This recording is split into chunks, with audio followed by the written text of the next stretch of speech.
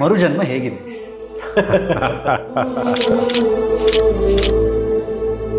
ಕೀರ್ತಿ, ನಿಮ್ಗೊಂದು ವಿಷಯ ಹೇಳಲೇಬೇಕು. ಸರಿಯಾಗಿದ್ದರೆ ಸಿದ್ರು, ಇಲ್ಲಾಂದರೆ ಜಾಡ್ಸೋದ್ರು. ಸೋಷಿಯಲ್ ಮೀಡಿಯಾದ ಹುಚ್ಚುತನನು, ಲೈಕ್ಸು, ಕಮೆಂಟ್ಸ್ನ ಹಿಂದೆ ಬಿದ್ದು, ಶೇರ್ನ ಹಿಂದೆ ಬಿದ್ದು ಮಾಡ್ತಿರುವಂಥ ಇಂತಹ ಕೃತ್ಯಗಳು, ಇದು ನೋಡಿದಾಗ ನಿಮಗೆ ಮನಸ್ಸಿಗೆ ಏನು ಬರುತ್ತೆ? ನಾವು ವಿನಾಶದ ಕಡೆ ಹೊರಟಿರ್ತೀವಿ, ವಿನಾಶದ ಕಡೆ ಹೊರಟಿರ್ತೀವಿ, ವಿನಾಶ. ನಿಮ್ಮ ಅಮ್ಮನ ಆಸೆ ಇದ್ದಿದ್ದು ಎಮ್ಮೆ ಕಾಯಕ್ಕೆ ಮನೆಗೆ ಒಬ್ಬ ಮಗ ಇರಲಿ. ಹರ್ ಕುತ್ತಿ ಕು ಭಿ ಜಿಂದಗಿ ಮೇ ಏಕ್ ಬಾರ್ ಹೋಗ್ತಾ है. ಮನುಷ್ಯನಾದವನು ಹೆಂಗೆಂಗೂ ಬದುಕ್ಬಿಡೋದಲ್ಲ, ಹಿಂಗೇ ಬದುಕಬೇಕು, ಹಿಂಗೇ ಬಾಳ್ಬೇಕು. ರಾಮನಂಥ ಪಾತ್ರವನ್ನು ನೀವು ಇನ್ನು ಯಾವ ಕಾದಂಬರಿಯಲ್ಲಿ, ಯಾವ ವೇದಗಳಲ್ಲೂ ಓದಕ್ಕೆ ಸಾಧ್ಯನೇ ಇಲ್ಲ.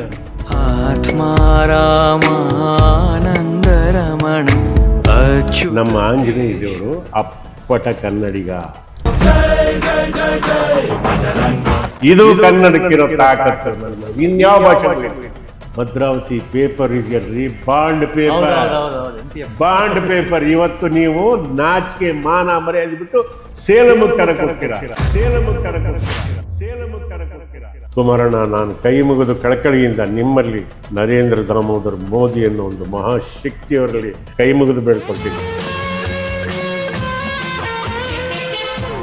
ಸರ್, ಒಂದು ಪಿಕ್ಚರ್ ಮಾಡಲಿಲ್ಲ, ಅಲ್ಲಿ ಬೌನ್ಸರ್ಗಳನ್ನ ಹಾಕೊಂಡು ಹಿಂಗೆ ನೀನು ಬಂದರೆ ಎಲ್ಲೋ ಕ್ಯಾಪ್ಷನ್ ಓದಿದೆ, ಅತಿ ಬೇಗ ಸಾವು ಬೇಗ, ತಿಥಿ ಬೇಗ.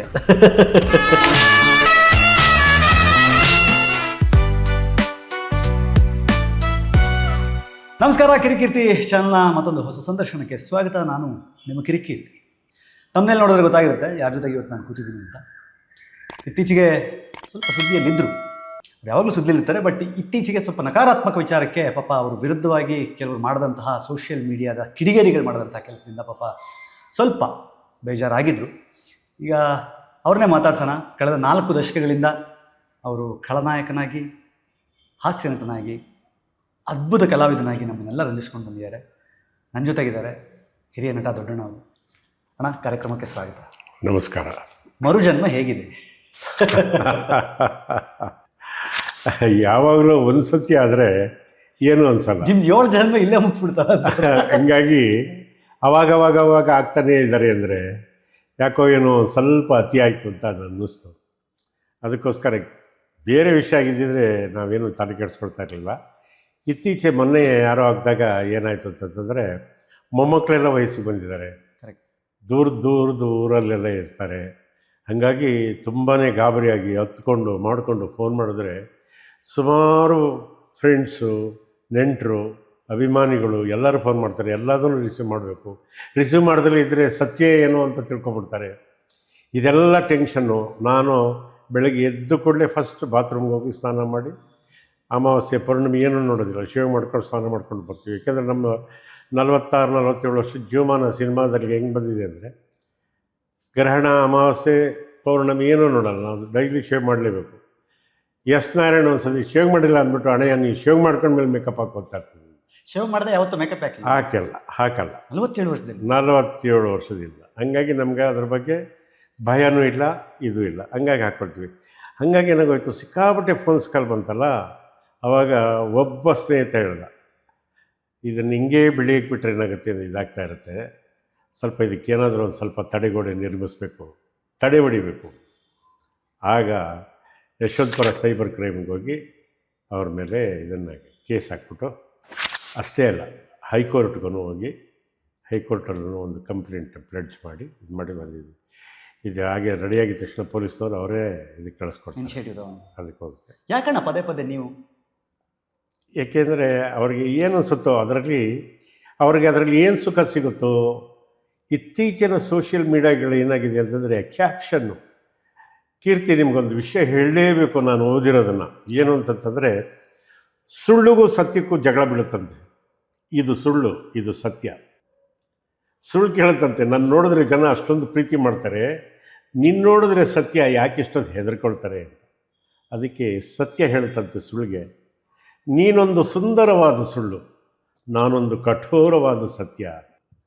ಸುಳ್ಳು ಜನಗಳಿಗೆ ಭಾಳ ಬೇಗ ಕ್ಯಾಚ್ ಆಗುತ್ತಲ್ಲ, ಅದಕ್ಕೆ ನಮ್ಮ ಮೀಡಿಯಾ ನೋಡಲಿ ಅಂತನೋ, ಇದು ಮಾಡಲಿ ಅಂತನೋ, ಅವ್ರಿಗೆ ದುಡ್ಡು ಬರಲಿ ಅಂತನೋ, ಏನಕ್ಕೆ ಮಾಡ್ತಾರೋ ಗೊತ್ತಿಲ್ಲ. ಈ ಥರದ್ದು ಒಂದು ಜೀವನ ಉಂಟ, ಇದು ಬೇಕಾ?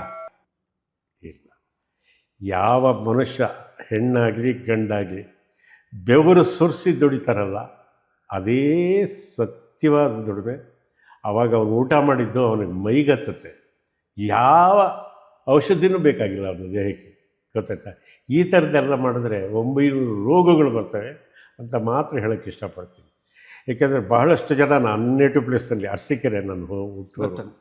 ಏಕೆಂದರೆ ನೀವು ಏನು ಅಂದ್ಕೊಳ್ತಿರೋ ಏನೋ, ಪದೇ ಪದೇ ನಾನು ಹೇಳ್ತಿರ್ತೀನಿ, ನನ್ನ ಹುಟ್ಟೂರು ಅಂದರೆ ನನಗೆ ಎಷ್ಟು ಅಭಿಮಾನ ಅಂದರೆ, ಕೃಷ್ಣ ಭಗವದ್ಗೀತೆಯಲ್ಲಿ ಅದನ್ನು ಹೇಳೋದು, ಜನನಿ ಜನ್ಮಭೂಮಿಶ್ಚ ಸ್ವರ್ಗಾದಪಿ ಗರೀಯಸಿ. ಹುಟ್ಟಿದ ಮಣ್ಣಿದೆಯಲ್ಲ ಅದು ಸ್ವರ್ಗಕ್ಕಿಂತ ಮಿಗಿಲಾದ್ದು. ದೇವೇ ಅಂದರೆ ಏನಾದ್ರು ಪ್ರತ್ಯಕ್ಷ ಆಗಿಬಿಟ್ಟು ನಿನಗೆ ನಾನು ಅಮರಾವತಿ ಕೊಡ್ತೀನಿ ಬಾರೆ, ಅದು ನಿನ್ನ ಅಮರಾವತಿ ನಿನ್ನ ಹತ್ರನೇ ಇಟ್ಕೋ, ನನಗೆ ಅರಸೀಕೆರೆ ಕೊಟ್ಬಿಡಪ್ಪ ಸಾಕು. ಜನ್ಮ ಅರಸೀಕೆರೆಯಲ್ಲಿ ಕೊಟ್ಟಿದ್ಯಾ, ಭಗವಂತ ಕೊನೆಗಾಲನೂ ಅಲ್ಲೇ ಕೊಡು ಅಂತ ಕೇಳ್ಕೊಳ್ತೀನಿ. ಏಕೆಂದರೆ ಅಷ್ಟು ಪವಿತ್ರವಾದ ಯಾವ ಕಡೆ ನೋಡಿದ್ರು ನಮ್ಮ ಊರಲ್ಲಿ ಸಿದ್ಧರೇ ಇರೋದು. ಸಿದ್ಧರು ಯಾವ ಕಡೆ ಒಂದು ಕಡೆ ಸಿದ್ಧಮಲ್ಲಾರಾದ್ರಿ ಗವಿ ಇದೆ, ಇನ್ನೊಂದು ಕಡೆ ಬೆಟ್ಟದ ಸಿದ್ಧರಿದ್ದಾರೆ, ಇನ್ನೊಂದು ಕಡೆ ಕೆಂಗಲ್ ಸಿದ್ಧರಿದ್ದಾರೆ, ಇನ್ನೊಂದು ಕಡೆ ಜೇನ್ಕಲ್ ಸಿದ್ಧರಿದ್ದಾರೆ. ಎಲ್ಲದಕ್ಕಿಂತ ಮಹಾಮಹಿಮ ಶಿವಲಿಂಗೇಶ್ವರರಿದ್ದಾರೆ, ಆಮೇಲೆ ಅಜ್ಜಯ್ಯನವರಿದ್ದಾರೆ ಅಲ್ಲಿ, ಗೊತ್ತದ? ಏಕೆಂತಂತಂದರೆ ನಮ್ಮಲ್ಲಿ ಒಂದು ಗಾದೆ ಮಾತಿದೆ, ನಮ್ಮ ಅಪ್ಪಾಜಿ ಪ್ರತಿ ಸಲ ಹೇಳೋರು, ಅದನ್ನೇ ಮತ್ತೆ ನಾನು ರಿಪೀಟ್ ಮಾಡ್ತೀನಿ, ಸರಿಯಾಗಿದ್ದರೆ ಸಿದ್ಧರು, ಇಲ್ಲಾಂದರೆ ಜಾಡ್ಸ್ ಒದ್ರು ಅಂತ. ಎಷ್ಟು ಚೆನ್ನಾಗಿದೆ ನೋಡಿ, ಸರಿಯಾಗಿದ್ದೇ ಸಿದ್ಧರು, ಇಲ್ಲದಿದ್ದರೆ ಜಾಡ್ಸ್ ಒದ್ರು ಅಂತ. ಹಾಗಾಗಿ ನನಗೆ ನನ್ನೂರು ಇದೆಯಲ್ಲ, ಸ್ವರ್ಗಕ್ಕಿಂತ ಮಿಗಿಲಾದ್ದು ಕೀರ್ತಿ. ಅಲ್ಲಿಂದ ಫೋನ್ಗಳು ನನಗೆ, ಏನು ನೀನು ಆರೋಗ್ಯವಾಗಿದೆಯಾ, ನಿಜವಾಗ್ಲೂ ಇದೆಯಾ, ಬಿಡು ನಿನ್ಗೆ ನೋಡು, ಬೇಗನೂ ಹರಡ್ಬಿಡುತ್ತಲ್ಲ, ಭಾಳ ಬೇಗ ಹರಡುತ್ತೆ. ಏಕೆಂದರೆ ಮೀಡಿಯಾನೇ ಅಂಥದ್ದು ಪ್ರಬಲವಾದ ಮಾಧ್ಯಮ ಇದು.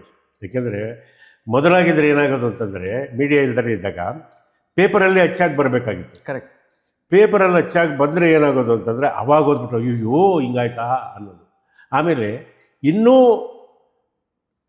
ಅರ್ಜೆಂಟು ನ್ಯೂಸ್ ಬೇಕು ಅಂತಂತಂದರೆ ವಾರ್ತೆಗಳು ನಾವು ಕೇಳ್ತಾ ಇದ್ದಿದ್ದು ಡಿ ಡಿ ಅಲ್ಲ, ನಮ್ಮ ಆಕಾಶವಾಣಿ.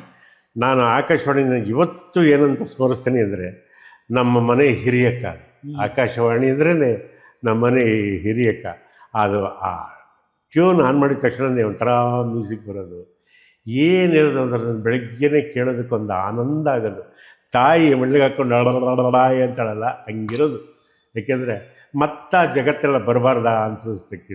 ಅಂದರೆ ನೀವು ಪೋಸ್ಟ್ ಕಾರ್ಡಿಂದ, ಟೆಲಿಗ್ರಾಮಿಂದ, ಲ್ಯಾಂಡ್ಲೈನಿಂದ, ಮೊಬೈಲಿಂದ ಈಗ ಸೋಷಿಯಲ್ ಮೀಡಿಯಾ ಜಗತ್ತು ನೋಡ್ತಾ ಇದ್ದೀವಿ ಎಲ್ಲ. ಈ ಟ್ರಾನ್ಸಿಷನ್ ತುಂಬ ತುಂಬ ಅವತ್ತಿಂದ ಇವತ್ತಿನ ತನಕ ನೋಡಿದ್ವಿ. ಇವತ್ತಿನ ಸೋಷಿಯಲ್ ಮೀಡಿಯಾ ಪ್ರಪಂಚದ ಬಗ್ಗೆ ನಿಮ್ಗೆ ಏನು ಅನ್ಸುತ್ತೆ? ಅಂದರೆ ಇವತ್ತಿನ ಈ ಮೊಬೈಲ್ನ ಗೀಳು ಅಥವಾ ಸೋಷಿಯಲ್ ಮೀಡಿಯಾದ ಹುಚ್ಚುತನೋ, ಲೈಕ್ಸು, ಕಮೆಂಟ್ಸ್ನ ಹಿಂದೆ ಬಿದ್ದು, ಶೇರ್ನ ಹಿಂದೆ ಬಿದ್ದು ಮಾಡ್ತಿರುವಂಥ ಇಂತಹ ಕೃತ್ಯಗಳು, ಇದು ನೋಡಿದಾಗ ನಿಮ್ಗೆ ಏನು ಮನಸ್ಸಿಗೆ ಏನು ಬರುತ್ತೆ? ನಾವು ವಿನಾಶದ ಕಡೆ ಹೊರಟಿದ್ದೀವಿ. ಇನ್ನು ಬೆರಳೆಣಿಕೆಯ ವರ್ಷದಲ್ಲಿ ನೀವು ನೋಡ್ತೀರಾ, ನನಗಂತೂ ಇವಾಗ 77 ವರ್ಷ ಆಯಿತು, ಗೊತ್ತಾಯ್ತರ? ನಿಮ್ಮ ಒಂದು ಅನುಭವದಲ್ಲಿ ನೋಡ್ತೀರಾ, ಒಬ್ಬ ದೊಡ್ಡಣ್ಣ ಅನ್ನೋ ಒಂದು ಸಂದರ್ಶನ ನಾನು ಮಾಡಿದ್ದೆ. ಎಲ್ಲರೂ ಕಣ್ಣು ಕಳ್ಕೊಳ್ತಾರೆ ಮೊದಲು. ಎಲ್ಲರಿಗೂ ಕಣ್ಣಿಗೆ ಪೊರೆ ಬರೋಕ್ಕೆ ಶುರು ಆಗುತ್ತೆ. 40 ವರ್ಷಕ್ಕೆ ಬಂದುಬಿಡುತ್ತೆ, 30 ವರ್ಷಕ್ಕೆ ಬರುತ್ತೆ. ಯಾಕೆ ಬರುತ್ತೆ ಅಂದರೆ, ದಿಟ್ಟಿಸಿ ಅದನ್ನೇ ನೋಡಿ ನೋಡಿ ನೋಡಿ ನೋಡಿ ಜನ ಮಾತು ನಮಗೆ ಬರುತ್ತೆ ಅನ್ನೋದನ್ನು ಮರೆತು ಬಿಟ್ಟಿದ್ದಾರೆ. ಹೌದಲ್ವೋ?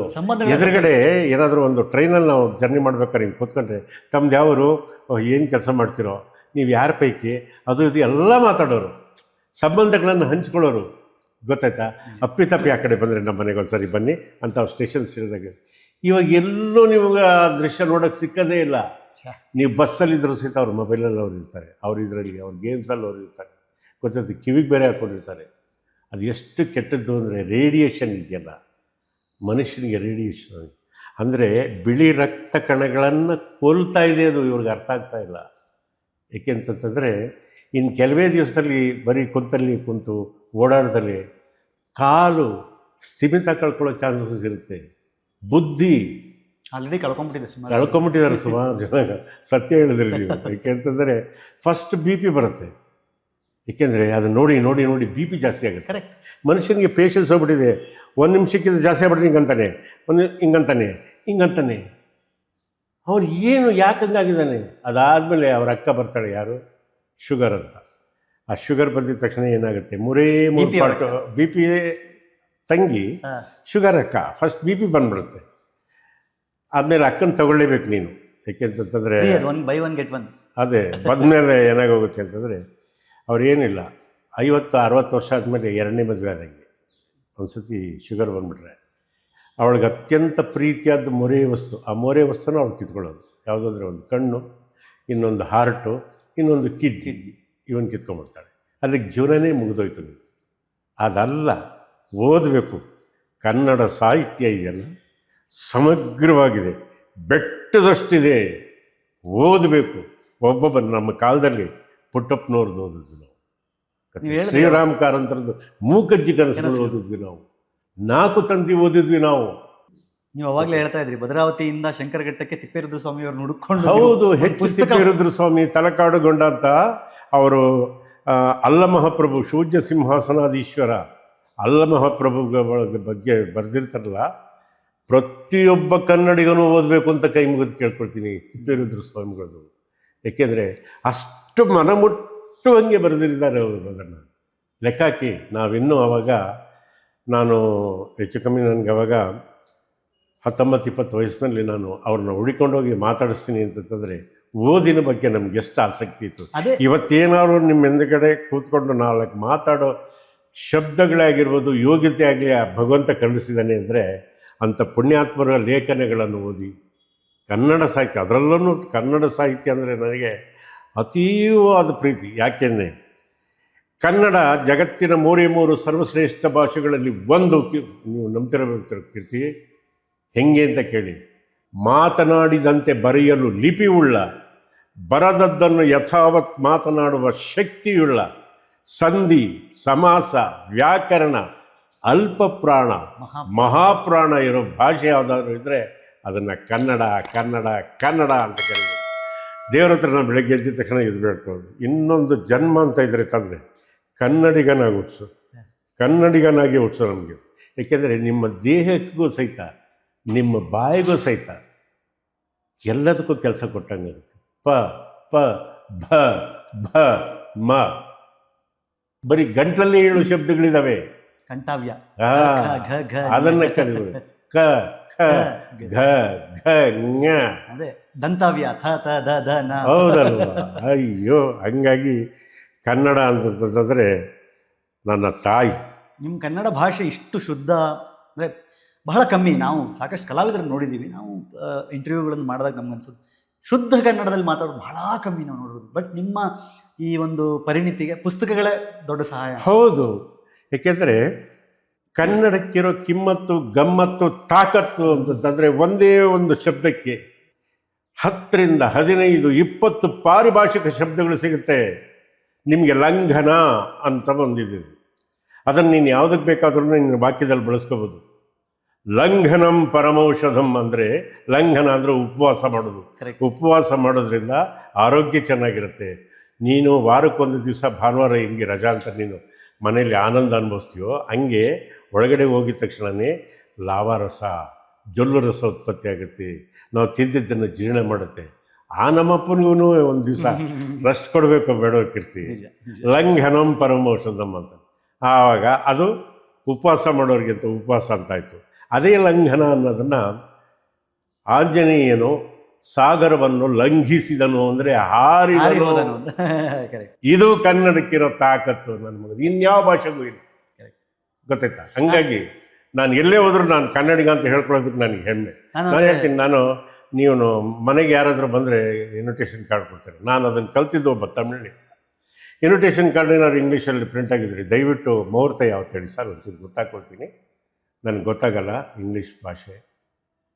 ಓಹೋ, ತಪ್ಪಾಗುತ್ತೆ, ಕನ್ನಡದಲ್ಲಿ ಮಾಡಿಸ್ಬೇಕು ಅಂತ. ಅವನು ಬದುಕಿರೋರ್ಗೂ ಕನ್ನಡದಲ್ಲಿ ಮಾಡಿಸ್ಬೇಕು ಅನ್ನೋ ಅರಿವು ಬರಬೇಕು. ನಾವು ಯಾವುದೇ ಹೋಟ್ಲಲ್ಲಿ ಹೋಗಿ ಹೇಳ್ಕೊಂಡ್ರು ಸಹಿತ ಇಂಗ್ಲೀಷ್ ಪೇಪರ್ ಹಾಕಿದ್ರೆ ಸಾರಸಕ್ಟಾಗಿ ರಿಜೆಕ್ಟ್ ಮಾಡ್ತೀವಿ, ಬಿಸಾಕೊಂಡು. ನಮ್ಗೆ ಇದು ಬೇಕಾಗಿಲ್ಲ, ತಗೋ, ನಿಷಿದ್ಧ ಇದು. ನನಗೆ ಕನ್ನಡ ಪೇಪರೇ ಕೊಡು, ಅನಾದಿ ಕಾಲದಿಂದ ಯಾವುದು ಪ್ರಜಾವಾಣಿನೇ ಕೊಡು, ಕನ್ನಡ ಪ್ರಭನೇ ಕೊಡು, ಕಾದ್ರಿ ಶ್ಯಾಮಣ್ಣವ್ರ ಕಾಲ ಗೊತ್ತಾಯ್ತಾ?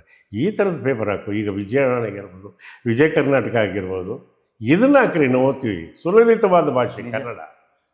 ಅದೇ ಹೇಳ್ತೀನಿ, ವಿಶ್ವದಲ್ಲಿ ಯಾವುದಾದ್ರೂ ಒಂದು ಭಾಷೆಗೆ ದೇವತೆಯ ರೂಪ ಕೊಟ್ಟು ಅವಳಿಗೆ ಅರಿಶಿನ ಕುಂಕುಮವಿಟ್ಟು ಅವಳಿಗೆ ಹೂ ಮುಡಿಸಿ ತಾಯಿ ಭುವನೇಶ್ವರಿ ಅಂತ ಪೂಜೆ ಮಾಡ್ತೀವಿ ಅಂತಂದ್ರೆ ಅದು ಕನ್ನಡ ಭಾಷೆ. ಕನ್ನಡಿಗರು ಮಾತ್ರ. ಆಂಗ್ಲರ ಆಡಳಿತದಲ್ಲಿ ಕನ್ನಡ ಅಂತ ಮಹಾದೇವ ಬಣಕಾರ್ ಬರೆದಿರೋದಿದೆ ಪುಸ್ತಕ ನನ್ನ ಹತ್ರ. ಸಮಯ ಇದ್ರೆ ನಾನು ನಿಮಗೊಂದು ಪ್ರತಿ ಕೊಡ್ತೀನಿ, ದಯವಿಟ್ಟು ಓದಿ. ಆಂಗ್ಲರ ಆಡಳಿತದಲ್ಲಿ ಕನ್ನಡ ಏನಾಗಿತ್ತು ಅಂತಂದರೆ ಸುಭದ್ರವಾಗಿತ್ತು. ಯಾವುದೇ ಆಂಗ್ಲ ಅಧಿಕಾರಿಯನ್ನು ನೀವು ಹೋಗಿ ಇಂಗ್ಲೀಷಲ್ಲಿ ಮಾತಾಡಿಸಿದ್ರೆ ನನಗೆ ಶುದ್ಧ ಕನ್ನಡ ಬರುತ್ತೆ, ದಯವಿಟ್ಟು ಶ್ರೀಯುತರೆ ಕನ್ನಡದಲ್ಲೇ ಮಾತನಾಡಿ ಅನ್ನೋದು ಕೈ ಮುಗಿತಾ ಇದ್ರು. ನಿಮಗೆ ಗೊತ್ತಿದೆಯೋ ಗೊತ್ತಿಲ್ವೋ, ನನಗೆ ಗೊತ್ತಿದೆ, ಅದಕ್ಕೆ ಆಧಾರ ಇದೆ. ಗೊತ್ತಾಯ್ತಾ? ಹೈಕೋರ್ಟಲ್ಲಿ ವಾದ ವಿವಾದ ಆಗ್ತಾ ಇರುತ್ತೆ. ವಾದ ವಿವಾದ ಆಗೋಂಥ ಸಂದರ್ಭದಲ್ಲಿ ಬೆಂಗಳೂರು ನಗರ ಕಮಿಷನರ್ ಆಗಿದ್ದಂಥ ಹಡ್ಸನ್ ಒಂದು ದಿವಸ ಹೋಗಿ ಕೂತ್ಕೊಳ್ತಾನೆ ಕೋರ್ಟಲ್ಲಿ. ಇಂಗ್ಲೀಷಲ್ಲಿ ವಾದ ವಿವಾದ ಆಗ್ತಾ ಇರುತ್ತೆ. ಅವನೊಬ್ಬನ ಹೋಗಿ ಕೇಳ್ತಾನೆ, ಅವ್ರು ಏನು ವಾದ ಮಾಡ್ತಾ ಇದ್ದಾರೆ ನಿಂಗೆ ಅರ್ಥ ಆಗ್ತಾ ಇದೆಯಾ ಅಂತ ಕನ್ನಡದಲ್ಲಿ ಕೇಳ್ತಾನೆ. ಇಲ್ಲ, ಅವ್ರು ಯಾವುದೋ ಬೇರೆ ಭಾಷೆ ಇಂಗ್ಲೀಷಲ್ಲಿ ಮಾತಾಡ್ತವ್ರೆ, ನಮಗೆ ಚೂರು ಅರ್ಥ ಆಗ್ತಾಯಿಲ್ಲ. ಆವಾಗ ಅವನು ಹೇಳ್ತಾನೆ, ಇದರಿಂದ ನಿರಪರಾಧಿ ಅಪರಾಧಿ ಆಗ್ತಾನೆ, ಅಪರಾಧಿ ನಿರಪರಾಧಿ ಆಗೋ ಚಾನ್ಸಸ್ ಭಾಳ ಇರುತ್ತೆ. ಕಂಪನಿ ಸರ್ಕಾರಕ್ಕೆ ಬರೆದು ಅವಾಗೆಲ್ಲ ಇದರಲ್ಲಿ ಹೋಗ್ಬೇಕಾಗಿತ್ತು, ಹಡಗಲ್ಲಿ ಹೋಗಿ ಪರವಾನಗಿ ಬರೋಷ್ಟೊತ್ತಿಗೆ 6 ತಿಂಗಳಾಗಿತ್ತು. ಅದು ಏನಂತ ಬರುತ್ತೆ ಅಂದರೆ, ಹೈಕೋರ್ಟಲ್ಲಿ ಸಹಿತ ಕನ್ನಡದಲ್ಲಿ ವಾದ ವಿವಾದಗಳನ್ನು ಮಾಡಬೇಕು ಅಂತ ತಂದಿದ್ದೆ ಒಬ್ಬ ಹಡ್ಸನ್ ವೃತ್ತದಲ್ಲೇ ನಾವು ಇವತ್ತು ಓಡಾಡ್ತೀವಿ. ನೋಡ್ರಿ ಎಂತೆಂಥ ಪುಣ್ಯಾತ್ಮರಿದ್ದಾರೆ. ನಮ್ಮವ್ರಿಗೆ ಏನಾಗಿದೆ, ಪ್ರತಿ ರಾಜಕಾರಣಿಗೂ 2-2-3-3 ಕಾನ್ವೆಂಟ್ಗಳು ಓಪನ್ ಮಾಡ್ತಿರ್ತೀವಿ. ನೀವು 26 ಅಕ್ಷರದ್ದನ್ನು ಬೇಕೇನ್ರಿ? ಕೆಲವ್ರು ಮಾತಾಡ್ಬೇಕಾದ್ರೆ ಸಿ ಅಂತ ಹಿಂಗೆ ಭುಜ ಕುಣಿಸಿದ್ರು ಅಂದರೆ ಅವ್ರಿಗೆ ನೆಕ್ಸ್ಟ್ ಮಾತಾಡೋದಕ್ಕೆ ಶಬ್ದ ಸಿಕ್ಕಲ್ಲ, ಅದಕ್ಕೆ ಭುಜ ಕುಣಿಸ್ತಾರೆ. ಅದು ಸ್ಟೈಲ್ ಅಲ್ಲ, ದಡ್ಡತನ ಅಂತೀವಿ ನಾವು, ನಗ್ತೀವಿ ಜೋರಾಗಿ, ತಮಾಷೆಗಲ್ಲ. ನನ್ನನ್ನು ಇಂಗ್ಲೀಷ್ ಬರ್ದಲ್ಲಿರೋ ಬೆಪ್ಪ ಅಂದ್ರು ಸಹಿತ ಆಂಗ್ಲ ಭಾಷೆ ಅವಶ್ಯಕತೆ ಇಲ್ಲದ ಒಬ್ಬ ಮನುಷ್ಯ ಸಾಧಕ ಆಗ್ಬೋದು ಅನ್ನೋದಕ್ಕೆ ಸ್ಪಷ್ಟ ಉದಾಹರಣೆ ಎದುರುಗಡೆ ಕೂತಿದ್ದಿಲ್ಲ. ನಿಮ್ಮ ಅಮ್ಮನ ಆಸೆ ಇದ್ದಿದ್ದು ಎಮ್ಮೆ ಕಾಯಕ್ಕೆ ಮನೆಗೆ ಒಬ್ಬ ಮಗ ಇರಲಿ ಅಂತ. ಹೌದು, ಎಮ್ಮೆ ಕಾಯಕ್ಕೆ ಒಬ್ಬ ಮಗ ಇರಲಿ ಅಂತ ಆಸೆ ಪಟ್ಟ ತಾಯಿಗೆ ಇಷ್ಟು ಬುದ್ಧಿವಂತ, ಇಷ್ಟು ಜಾಣ, ಇಷ್ಟು ಓದಿದ, ತಿಳುವಳಿಕೆ ಇರುವ ಮಗನಾಗಿ ಪರಿವರ್ತನೆ ಆಗಿದೆ ಹೇಗೆ ಅದು? ಸರ್, ಏನಾಗುತ್ತೆ ಅಂತಂದರೆ ಇದ್ದರಲ್ಲೇ ಸ್ವರ್ಗ ಸೃಷ್ಟಿ ಮಾಡ್ಕೋಬೇಕು. ಬದುಕನ್ನು ನರಕ ಮಾಡ್ಕೊಳ್ಳೋದು, ಸ್ವರ್ಗ ಮಾಡ್ಕೊಳ್ಳೋದು ನಿನ್ನ ಕೈಲೇ ಇದೆ. ದೇವ್ರನ್ನ ಬೈಬೇಡ, ಅರ್ಥ ಆಯ್ತಾ? ಆರಂಭದ ದಿವಸಗಳಲ್ಲಿ ನಿನ್ನ ಪ್ರಾಮಾಣಿಕತೆ, ನಿನ್ನ ಸತ್ಯಸಂಧತೆ, ನಿನ್ನ ಕಷ್ಟಗಳನ್ನು ನೋಡ್ಬೋದು. ಆಮೇಲೆ ಅದು ನಿನಗೆ ರೂಢಿಯಾಗಿ ಹೋಗುತ್ತೆ. ಹೌದು, ನಾನು ಹಿಂಗೆ ಬದುಕೋದು. ಮನುಷ್ಯನಾದವನು ಹೆಂಗೆಂಗೂ ಬದುಕ್ಬಿಡೋದಲ್ಲ, ಹಿಂಗೇ ಬದುಕಬೇಕು, ಹಿಂಗೇ ಬಾಳಬೇಕು ಅಂತ ಶಾಸ್ತ್ರದ ಸಿದ್ಧಾಂತ ಇದೆ ನಮ್ಮಲ್ಲಿ. ನಾನು ಓದಿದ್ರೆ ನನಗೆ ಯಾಕೆ ರಾಮಾಯಣ ಮಹಾಭಾರತಗಳು ಅಷ್ಟು ಇಷ್ಟ ಆಗ್ತವೆ, ಹೃದಯ ಕತ್ರ ಆಗ್ತವೆ ಅಂತಂದರೆ, ರಾಮನಂಥ ಪಾತ್ರವನ್ನು ನೀವು ಇನ್ನು ಯಾವ ಕಾದಂಬರಿಯಲ್ಲಿ, ಯಾವ ವೇದಗಳಲ್ಲೂ ಓದಕ್ಕೆ ಸಾಧ್ಯನೇ ಇಲ್ಲ ಅಂತೀವಿ. ಅಂಥ ಮಹಾನುಭಾವ. ಸೀತಾಮಾತೆ ಆಗಿರ್ಬೋದು, ಲಕ್ಷ್ಮಣ ಆಗಿರ್ಬೋದು, ಅಣ್ಣನ ಒಂದೇ ಒಂದು ಮಾತುಗೋಸ್ಕರ ಎಲ್ಲದನ್ನು ಬಿಟ್ಬಿಟ್ಟು ಗೊತ್ತಾ, ಅವನು ನಾರು ಮಡಿ ಉಟ್ಕೊಂಡು ಬಾಣ ಬತ್ತಳಿಕೆ ತಗೊಂಡು ಅಣ್ಣನ ಜೊತೆ ಕಾಡಿಗೆ ಹೊರಡ್ತಿದ್ದಾರೆ. ಅಂಥ ಸೋದರ ಸಂಬಂಧ ಇನ್ಯಾವ ಕಾವ್ಯದಲ್ಲಿ ಸಿಗುತ್ತೆ? ಸೀತಮ್ಮಂದನು ಅಷ್ಟೇ, ಗೊತ್ತಾಯ್ತರ? ಎಲ್ಲಿ ಸಿಗುತ್ತೆ? ಆಂಜನೇಯ ದೇವರು ಕಾಯ್ತಾ ಇರ್ತಾನೆ, ತಾಯಿಗೆ ಹೇಳ್ತಾನಂತೆ, ಅಮ್ಮ ಅಂಜನಾದೇವಿ ಕೇಳ್ತಾನಂತೆ, ನನ್ನ ಗುರು ಯಾರಮ್ಮ ಹೇಳಮ್ಮ, ನಿನಗೆ ದೈವದತ್ತವಾಗಿ ಬಂದಿರೋ ಕೊಂಡಲಿದೆ ಕಂದ, ಯಾರು ಅದನ್ನು ನೋಡಿ ಕಂಡುಹಿಡಿತಾರಲ್ಲ ಅವನೇ ಕೊಡೋ ನಿನ್ನ ಗುರು ಅಂತಾನೆ. ಅದಕ್ಕೆ ಹಂಪೆಲ್ಲ ಒಂದು ಕಾಯ್ತಾ ಇರ್ತಾನೆ. ನಿಮಗೆ ಇನ್ನೊಂದು ವಿಷಯ ಗೊತ್ತಿರಲಿಕ್ಕಿರ್ತಿ, ನನ್ನ ದರ್ಶಕರಿಗೂ ಕೇಳ್ತಾ ಇರೋರ್ಗು ನೋಡ್ತಾ ಇರೋರ್ಗು ಅವರಿಗೆ ಮನಸ್ಸಿಗೆ ನಾಟಿದ್ರೆ ನನ್ನ ಜನ್ಮ ಪಾವನ ಅಂತ ಅನ್ಕೊಳ್ತೀನಿ. ಕರ್ನಾಟಕಕ್ಕೆ ಮೊದಲು ಏನು ಹೆಸರಿತ್ತು? ಮೈಸೂರು ರಾಜ್ಯ. ಮೈಸೂರು ರಾಜ್ಯ ಇತ್ತು. ಅದಕ್ಕಿಂತ ರಾಮಾಯಣದ ಕಾಲದಲ್ಲಿ ಏನಿತ್ತು ಅಂದರೆ, ಕನ್ನಡ ಪ್ರದೇಶಕ್ಕೆ, ಕನ್ನಡ ಮಾತನಾಡುವ ನೆಲಕ್ಕೆ ಕಿಷ್ಕಿಂದೆ ಅಂತ ಹೆಸರಿತ್ತು. ಕಿಷ್ಕಿಂದೆ ಅಂತ ಇತ್ತು. ನಮ್ಮ ಆಂಜನೇಯ ದೇವರು ಅಪ್ಪಟ ಕನ್ನಡಿಗ ಅಂದರೆ ಗೊತ್ತಾಯ್ತಾ ನಿಮಗೆ? ಕನ್ನಡಕ್ಕೆ ಎಷ್ಟು 1000 ವರ್ಷಗಳ ಇತಿಹಾಸ ಇದೆ ಅಂತ. ಇದಕ್ಕಿಂತ ಹೆಮ್ಮೆ ಇನ್ನೇನಿರಬೇಕು? ಯಾವುದೋ ಅಲ್ಮಡಿ ಶಾಸನ 2000 ವರ್ಷ 2500 ವರ್ಷದ ನೀವು ತೋರಿಸ್ತೀರ. ಯಾಕೆಂದರೆ ಕನ್ನಡಿ ಬೇಕು, ಕೈಗೆ ಕನ್ನಡಿ ಬೇಕು, ಅದಕ್ಕೆ ತೋರಿಸ್ತೀರ. ಅದಕ್ಕಿಂತ ಮುಂಚೆ ನಮ್ಮ ಆಂಜನೇಯ ದೇವರು ಏನಾಗಿದ್ದ? ಯುಗಗಳ ಮುಂಚೆ ಅಲ್ವಾ ಸರ್? ಹಾಗಾಗಿ ಕನ್ನಡ ಅಂತಂದರೆ ಪ್ರತಿಯೊಬ್ಬರಿಗೂ ಆ ಪ್ರೀತಿ ಅಭಿಮಾನ ಬರಬೇಕು. ಅದೇ ಆ ಭಾಷೆ ಅಡಾಪ್ಟ್ ಮಾಡ್ಕೊಂಡಿದ್ದು ಅಂದರೆ, ತಾಯಿ ಆಸೆ ಪಟ್ಟಿದ್ದು ಬೇರೆ, ಮಗ ಆಗಿದ್ದು ಬೇರೆ. ಶಾಲೆಯಲ್ಲಿ ನೀವು ತುಂಬ ಸರ್, ನಾವು ವಿದ್ಯೆ ಒಂದು ಬಿಟ್ಟು ಬಿಕ್ಕಿದ್ದೆಲ್ಲದರಲ್ಲೂ ಪ್ರವೀಣರಾಗಿದ್ವಿ ನಾವು. ಏಕೆ ಅಂತಂತಂದರೆ ಮರ ಹತ್ತೋದ್ರಲ್ಲಾಗಿರ್ಬೋದು, ದನ ಕಾಯೋದ್ರಲ್ಲಾಗಿರ್ಬೇಕು. ಯಾಕೆಂದರೆ ನಮ್ಮ ಕೃಷ್ಣ ದನ ಕಾದವನು. ಮೊನ್ನೆ ನಾವು ಉಜ್ಜಯಿನಿಗೆ ಹೋದಾಗ ನಂದಗೋಪ ಕರ್ಕೊಬಂದು ಅವನು ಇಲ್ಲಿದ್ದರೆ ಗೋಕುಲದಲ್ಲಿದ್ದರೆ ಕೆಟ್ಟೋಗ್ತಾನೆ ಹುಡುಗರ ಜೊತೆ ಸೇರಿ ಅಂತ ಹೇಳ್ಬಿಟ್ಟು ಉಜ್ಜಯಿನಿ ಒಳಗೆ ಒಬ್ಬರು ಮಹಾನುಭಾವರ ಹತ್ರ ವಿದ್ಯಾಭ್ಯಾಸಕ್ಕೆ ಬರ್ತಾನೆ. ಅವರು ಕೂತ್ಕೊಳ್ತಾಯಿದ್ದು ಸುಧಾಮನು ಅವರು ಪಕ್ಕದಲ್ಲಿ ಕೂತ್ಕೊಳ್ತಾ ಇದ್ದಿದ್ದು ಜಾಗನ ಇವತ್ತು ಹಂಗೆ ಇಟ್ಟಿದ್ದಾರೆ. ಅದನ್ನು ನೋಡಿ ಯಾಕೋ ಏನಕಂಡ್ರಿ ಹೃದಯ ತುಂಬಿ ಬಂದ್ಬಿಡ್ತು ನನಗೆ. ನೀವು ಏನು ಅಂದ್ಕೊಳ್ತೀರಿ? ಶಿರಸಾಷ್ಟಾಂಗ ನಮಸ್ಕಾರ ಆಗ್ತೀನಿ. ಬಾ ಏನಯ್ಯ ಉಜ್ಜಯಿನಿ ಕೃಷ್ಣ ಸುಧಾಮರ್ ಹೌದು, ಕೃಷ್ಣ ಸುಧಾಮ ಕೂತ್ಕೊಳ್ತಾ ಇದ್ದ ಜಾಗ ಹಂಗೆ. ಆ ಆಶ್ರಮನೂ ಹಂಗೆ ಉಳಿಸ್ಕೊಂಡ್ಬಂದಿದ್ದಾರೆ. ಹೋಗಬೇಕು, ನೋಡಬೇಕು ಅದನ್ನೆಲ್ಲ. ಯಾಕೆ ಅಂತಂತಂದರೆ ಯಾರೂ ಏನು ಪ್ರವೀಣರಲ್ಲ. ಕೆಲವಂ ಬಲ್ಲವರಿಂದ ಕಲಿತು, ಕೆಲವಂ ಶಾಸ್ತ್ರಗಳಂ ಕೇಳುತ್ತಂ, ಕೆಲವಂ ಸುಜ್ಞಾನದಿಂದರಿಯಲ್ ಸರ್ವಜ್ಞನಾಪ್ಪಂ ನರಂ ಫಲವಂ ಪಳ್ಳ ಸಮುದ್ರ ವೈ ಹರ ಹರ ಶ್ರೀ ಚನ್ನಸೋಮೇಶ್ವರ ಅಂತಾನೆ ಪಾಲ್ಕುರ್ಕಿ ಸೋಮನಾಥ ಬರೀತಾನೆ ಅದನ್ನು. ಆ ಥರ ಗೊತ್ತ. ಕನ್ನಡದಲ್ಲಿ ಸಿಗುವಂಥ ಪದ್ಯಗಳೇ ಆಗಿರ್ಬೋದು, ಗದ್ಯಗಳೇ ಆಗಿರ್ಬೋದು, ತಾಕತ್ತೇ ಬೇರೆ ಇರ್ತದೆ. ಬೇರೆ ಅದ್ರಲ್ಲಿ ಸಿಕ್ಕಲ್ಲ ಅಂತ ನನ್ನ ಅಭಿಪ್ರಾಯ. ಯಾಕೆಂದರೆ ನಾನು ಓದಿಲ್ಲ ಎಲ್ಲಿವರೆಗೂ ಕನ್ನಡ ಬಿಟ್ಟು ಬೇರೆ ನನಗೆ ಗೊತ್ತಿಲ್ಲ. ನನ್ನ ಓದಿ ಕೇಳಿದ್ರೆ ನೀವು ತುಂಬ ಆಶ್ಚರ್ಯಪಟ್ಬಿಡ್ತೀರ.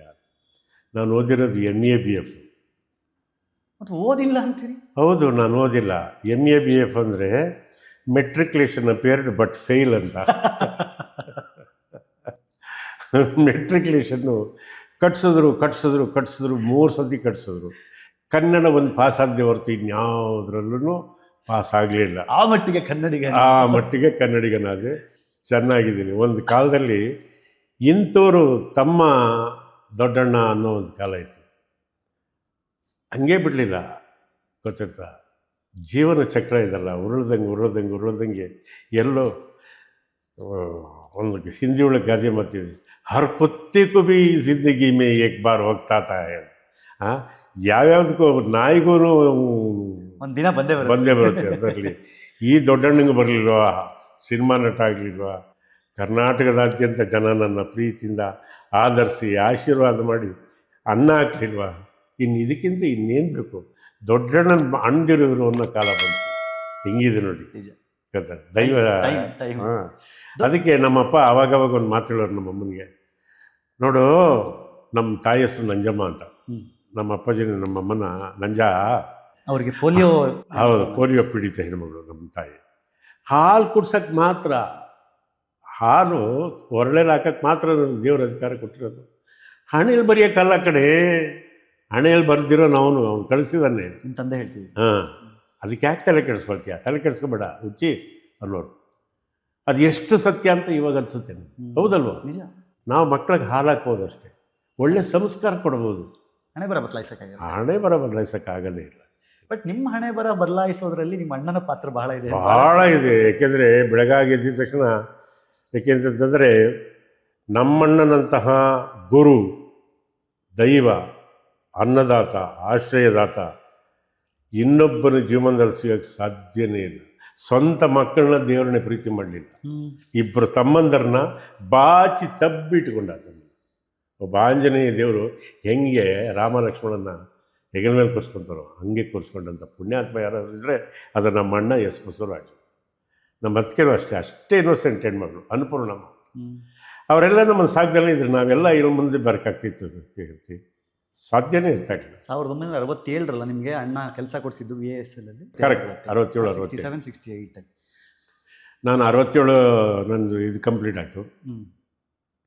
ITI ಕಂಪ್ಲೀಟ್ ಆಗಿದ ತಕ್ಷಣ ಅವಾಗೆಲ್ಲ ಎಂಪ್ಲಾಯ್ಮೆಂಟ್ ನಂಬರ್ ಮಾಡಿಸ್ಬೇಕಾಗಿತ್ತು. ಹೌದು, ಹೋಗಿ ಎಂಪ್ಲಾಯ್ಮೆಂಟ್ ನಂಬರ್ ಮಾಡಿಸಿದ್ವಿ. ಮಾಡಿ ಒಂದು ತಿಂಗಳಿಗೆಲ್ಲ ಇದು ಬಂದ್ಬಿಡ್ತು, ಇಂಟರ್ವ್ಯೂ ಬಂತು. ನಮಗೆ ಇಂಟರ್ವ್ಯೂ ಹೋಗ್ತೀವೋ, ನಾವು ಸೆಲೆಕ್ಷನ್ ಆಗ್ತೀವೋ ಆಗಲ್ವೋ ಅದು ನಮ್ಗೆ ಗೊತ್ತಿಲ್ಲ. ಆದರೆ ಮನೆಯಿಂದ ತಪ್ಪಿಸ್ಕೊಂಡು ಒಂದು 3 ದಿವಸ ಹಾರೋ ಹಕ್ಕಿ ಥರ ನೆಮ್ಮದಿಯಾಗಿರ್ಬೋದಲ್ಲ ಅನ್ನೋದಕ್ಕೋಸ್ಕರ ಶಿವಮೊಗ್ಗ ಬಸ್ ಹತ್ತಿದ್ವಿ. ಹೋದರೆ ನಮ್ಮ ಅಷ್ಟು ಜನನ ಇಂಟರ್ವ್ಯೂ ಮಾಡಿ ಅಲ್ಲೇ ವಿತಿನ್ 3 ಡೇಸ್ಗೆ ಇದನ್ನು ಕೊಟ್ಬಿಟ್ರು, ಅಪಾಯಿಂಟ್ಮೆಂಟ್ ಕೊಟ್ಬಿಟ್ರು. ಅಪಾಯಿಂಟ್ಮೆಂಟ್ ಕೊಟ್ಟಿದ ತಕ್ಷಣ ನಮ್ಮಮ್ಮ ತೆಗೆದು ಮುಚ್ಚಿಟ್ಟಿದ್ರು, ಯಾರಿಗೂ. ಯಾಕೆ ಅಂತ ನೋಡಿದ್ರೆ ನನಗೆ ಇದು ಬರ್ತಿದ್ದ ಮಕ್ಕಳೆಲ್ಲ ಸರ್ಕಾರಿ ಕೆಲಸಕ್ಕೆ ಹೋಗ್ಬಿಟ್ರೆ ಮನೇಲಿರೋ ದನ ಕಾಯೋರು ಯಾರು, ಮನೇಲಿರೋ ದನ ಕರುಗಳನ್ನ ನೋಡ್ಕೊಳ್ಳೋರು ಯಾರು? ಉರ್ಲೆ ಹಾಕೋರು ಯಾರು, ನೀರು ಕುಡಿಸೋರು ಯಾರು? ಅವಾಗ ನಮ್ಮ ದೊಡ್ಡದಕ್ಕೆ ಅವ್ನ ಜೀವನಮಾನ ಯಾಕೆ ಇದು ಮಾಡ್ತೀರಾ, ಬಿಡಿ ಅವನು ದುಡ್ಕೊಂಡು ತಿನ್ನಲಿ ಅಂತ ಹೇಳಿ ಮಾಡಿ 6 ದಿವ್ಸಕ್ಕೆ ನಮ್ಮ ಕೈಲಿ ಕೊಟ್ಟರು. ಆದರೆ 10 ಡೇಸ್ ಟೈಮ್ ಇತ್ತು. ಹಂಗಾಗಿ ಓಡೋಗಿ ಕೆಲಸಕ್ಕೆ ಸೇರಿಕೊಂಡ್ವಿ. ನಾನು ಕೆಲಸಕ್ಕೆ ಸೇರಿದಾಗ ಬೇಸಿಕ್ ಜಾಸ್ತಿ ಭದ್ರಾವತಿಯಲ್ಲಿ, 93 ರೂಪಾಯಿ ಬೇಸಿಕ್ಕು ಖರ್ಚುತ್ತಾ. DA ಕಡಿಮೆ ಇತ್ತು. ಒಟ್ಟು ಮೊದಲನೇ ಸ್ಯಾಲ್ರಿ ನಿಮ್ಮದು ಟೋಟಲ್ ಎಲ್ಲ ಸೇರಿ ಎಲ್ಲ ಸೇರಿ 167 ರೂಪಾಯಿ ಸಂಬಳ. 167 ರೂಪಾಯಲ್ಲಿ ಒಂದು PF ಅಂತ, ಆಮೇಲೆ ಒಂದು ಇನ್ಶೂರೆನ್ಸ್ ಮಾಡಿಸಿದ್ವಿ, ಅದಕ್ಕೆ ಹಿಡಿಯೋರು. ಮತ್ತು ಕೈಗೆ ನಮಗೆ 158 ರೂಪಾಯಿ ಬರೋದು. 158 ರೂಪಾಯಿ ಬಂದರೆ 10 ರೂಪಾಯಿ ಮನೆ ಬಾಡಿಗೆ. ನಾವು 3-4 ಜನ ಇದ್ವಿ. ಅದನ್ನು ಕೊಟ್ಬಿಟ್ರೆ ಒಳ್ಳೆ ದೊಡ್ಡ ಮನೆ ಮಾಡಿದ್ವಿ, ಚೆನ್ನಾಗಿದ್ವಿ. ಮಿಕ್ಕಿದ್ದು ನೀವು ಹೆಂಗೇ ತಿಂದರೂ ಸಹಿತ 30 ರೂಪಾಯಿ ಮೇಲೆ ಖರ್ಚಾಗ್ತಾ ಇರಲಿಲ್ಲ ತಿಂಗಳಿಗೆ. ಹೌದು, ರಾಮರಾಜ್ಯ ಅದು. ಸತ್ಯವಾದ ರಾಜ್ಯ, ಸತ್ಯಯುಗ ಅಂತಾರಲ್ಲ ಆ ಥರ ಚೆನ್ನಾಗಿರ್ತಾಯಿದ್ವಿ. ನಮ್ಮಣ್ಣ ಹೇಳೋದು, ಯಾವ ಅಣ್ಣ ಆದ್ರೂ ಏಯ್ ದುಡ್ಡು ಪೋಲ್ ಮಾಡಿಬಿಡ, ನನಗೆ ಮನೆಗೆ ಇಷ್ಟು ಕಳಿಸು ಅಂತ ಹೇಳ್ಬೇಕಲ್ಲ, ನಮ್ಮಣ್ಣ ಹಂಗೆ ಹೇಳ್ತಿರ್ಲಿಲ್ಲ. ಗೊತ್ತದ, ಸುಖವಾಗಿರು, ಕಷ್ಟಪಟ್ಟಿದ್ಯಾ, ಬೇಕಾದ ಬಟ್ಟೆ ಹೊಲಿಸ್ಕೊ, ಕೆಟ್ಟ ಸವಾಸ ಮಾಡಬೇಡ, ಅಪ್ಪಾಜಿನೂ ಅಮ್ಮನೂ ಮನಸ್ಸಿನಲ್ಲಿ ಇಟ್ಕೋ, ನಾವು ಇಂಥವ್ರ ಮಗ ಅಂತ. ಅವ್ರಿಗೆ ಕೆಟ್ಟ ಹೆಸರು ತರಬೇಡ, ಮಗನಿಗೆ ಸಾಧ್ಯವಾದಷ್ಟು ಒಳ್ಳೆ ಹೆಸರು ತರಬೇಕು. ಓಕೆ, ಚೆನ್ನಾಗಿರು ಅನ್ನೋದು. ಇದಕ್ಕಿಂತ ವೆಲ್ಡರ್ ಆಗಿದ್ದ. ಹೌದು, ವೆಲ್ಡರ್.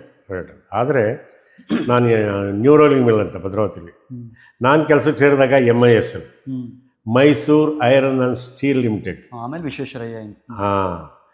ಇದನ್ನು ಸಂಸ್ಥಾಪನೆ ಮಾಡಿದ್ದು ನಾಲ್ವಡಿ ಕೃಷ್ಣರಾಜ ಒಡೆಯರ್ ಬಹದ್ದೂರ್ ಅನ್ನುವ ಒಬ್ಬ ಮಹಾನುಭಾವ. ಆ ಪುಣ್ಯಾತ್ಮ ಅದನ್ನು ಕಟ್ಟಿಸಿದ್ದು. ಅದೇ ಸಮಯದಲ್ಲಿ ಇವರು ದಿವಾನರಾಗಿದ್ದರಲ್ವಾ? ದಿವಾನರಾಗಿದ್ದರು. ಆವಾಗ ರಾಣಿವಾಸ ಅಂದರೆ ಕೆಂಪನಂಜಮ್ಮಣ್ಣಿಯವರಿಂದ 10,000 ರೂಪಾಯಿ ತಗೊಂಬಂದು ಫಸ್ಟು ಗೊತ್ತಾಯ್ತರ, ಅದಕ್ಕೇನಂತಾರೆ ಅಂದರೆ ಪಿಗ್ಗೈನ್ ಅಂತಾರೆ. ಕಬ್ಬಣ ಮಾಡೋದಕ್ಕಿಂತ ಮುಂಚೆ ಇದನ್ನು ಎರ್ಕ ಹೊಯ್ಯೋದು, ಯಾವುದನ್ನು, ಮ್ಯಾಂಗನೀಸ್ನ ಎರ್ಕ ಹೊಯ್ದುಬಿಟ್ಟು ಹಾಕೋದು, ಅದಕ್ಕೆ ಪಿಗ್ ಐರನ್.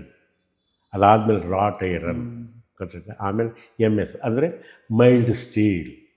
ಆ ಮೈಲ್ಡ್ ಸ್ಟೀಲ್ಗೆ ನಿಕ್ಕಲ್ ಆ್ಯಡ್ ಮಾಡಿದ್ರೆ ನಿಕ್ಕಲ್ ಸ್ಟೀಲ್ ಆಗುತ್ತೆ, ಕ್ರೋಮಿಯಂ ಮಾಡಿದ್ರೆ ಕ್ರೋಮಿಯಂ ಸ್ಟೀಲ್ ಆಗುತ್ತೆ, ಟಂಗ್ಸ್ಟನ್ ಮಿಕ್ಸ್ ಮಾಡಿದ್ರೆ ಟಂಗ್ಸ್ಟನ್ ಆಗುತ್ತೆ, ಗೊತ್ತಾಯ್ತು. ಇಲ್ಲಾಂದರೆ ಸ್ಟೈನ್ಲೆಸ್ ಮಿಕ್ಸ್ ಮಾಡಿದ್ರೆ ಸ್ಟೈನ್ಲೆಸ್ ಸ್ಟೀಲ್ ಆಗುತ್ತೆ. 900 ಥರದ ಸ್ಟೀಲ್ನ ನಾವು ಮ್ಯಾನುಫ್ಯಾಕ್ಚರ್ ಮಾಡ್ತಾಯಿದ್ವಿ. ಏಕೆ ಅಂತಂದರೆ ಕಬ್ಬಿಣ ಮತ್ತು ಉಕ್ಕಿನ ಕಾರ್ಖಾನೆಯಲ್ಲಿ ನಾವು ಕಲ್ತಿದ್ದು ಅಪಾರ. ಬಾಗಿಲಲ್ಲಿ 50 ವರ್ಷ ಆದಮೇಲೆ MIS ನಾನು ತೆಗೆದುಬಿಟ್ಟು ವಿಶ್ವೇಶ್ವರಯ್ಯನವ್ರ ಹೆಸರಿಟ್ಟರು. ವಿಶ್ವೇಶ್ವರಾಯ ಕಬ್ಬಿಣ ಮತ್ತು ಉಕ್ಕಿನ ಕಾರ್ಖಾನೆ. ಅವತ್ತು ಕೆಲಸಕ್ಕಿದ್ದೆ. ಅದಾದಮೇಲೆ ಶತಮಾನೋತ್ಸವ ಆಚರಿಸುವಂಥ ಸಂದರ್ಭ ಬಂತು. ನಾನು ಅಷ್ಟೊತ್ತಿಗಾಗಲೇ ಸಿನಿಮಾ ನಟ ಆಗಿದ್ದೆ. ಸುಮಾರು ಜನ ಬಂದರು, ನನ್ನ ಗೆಳೆಯರು ಎಲ್ಲ ಬಂದರು. ಶತಮಾನೋತ್ಸವ ಆಯಿತು. ನಾಲ್ವಡಿ ಕೃಷ್ಣರಾಜ ಒಡೆಯರ ಹೆಸರು ಚಿರಸ್ಥಾಯಿಯಾಗಿರಬೇಕು, ಶತಮಾನೋತ್ಸವ ಮಾಡಿಬಿಡೋಣ, ಅದು ಏನಾಗುತ್ತೆ ಆಗಲಿ. ಬಂದ್ವಿ, ರಿಜಿಸ್ಟರ್ ಮಾಡಿಸಿದ್ವಿ, ಎಲ್ಲ ಮಾಡಿದ್ವಿ. ಎಂಪ್ಲಾಯೀಸು ನಮ್ಮ ಅಕೌಂಟಿಗೆ ದುಡ್ಡು ಹಾಕ್ತಾ ಹೋದರು. 2 ದಿವಸ ಮಾಡಿದ್ವಿ. 2 ದಿವಸ ಎಷ್ಟು ಚೆನ್ನಾಗಿ ಅದ್ಧೂರಿಯಾಗಿ ಮಾಡಿದ್ವಿ ಅಂದರೆ ಬಂದವ್ರಿಗೆಲ್ಲರಿಗೂ ಫ್ರೀ ಊಟ ಹಾಕಿದ್ವಿ. ಗೊತ್ತಾಯ್ತರ, ಒಬ್ಬನೇ ವ್ಯಕ್ತಿ 100 ಮೂಟೆ ಅಕ್ಕಿ ಕೊಟ್ಟಿದ್ದ, ಬಸಣ್ಣ ಅಂತ. ಅವನು ಭದ್ರಾವತಿ ಐರನ್ ಸ್ಟೀಲ್ ನೋಡಿದವನೇ ಅಲ್ಲ. ಆ ಅನ್ನದಾತ ಬಸಣ್ಣ ಅಂತ, ಹಮಾಲ್ರು ಬಸಣ್ಣ ಅಂತ ಕರೀತಾರೆ. ಅಪ್ಪ ನೀ ಏನು ಚಿಂತೆ ಮಾಡಬೇಡ, ಎಲ್ಲರಿಗೂ ಹೊಟ್ಟೆ ತುಂಬ ಉಣ್ಣಕ್ಕಾಕ, ನಾನು ಒಂದು ಲೋಡ್ ಅಕ್ಕಿ ಕಳಿಸ್ಕೊಡ್ತೀನಿ, ಇನ್ನು ಇದಕ್ಕಿಂತ ನಿನ್ನೇನು ಬೇಕು. ಗ್ರ್ಯಾಂಡಾಗಿ ಮಾಡೋದು.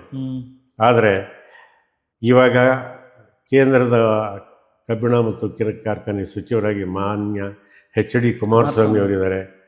ಕುಮಾರಣ್ಣ, ನಾನು ಕೈ ಮುಗಿದು ಕಳಕಳಿಯಿಂದ ನಿಮ್ಮಲ್ಲಿ ನರೇಂದ್ರ ದಾಮೋದರ್ ಮೋದಿ ಅನ್ನೋ ಒಂದು ಮಹಾಶಕ್ತಿಯವರಲ್ಲಿ ವಿನಂತಿ ಮಾಡ್ಕೊಳ್ಳೋದಿಷ್ಟೇ.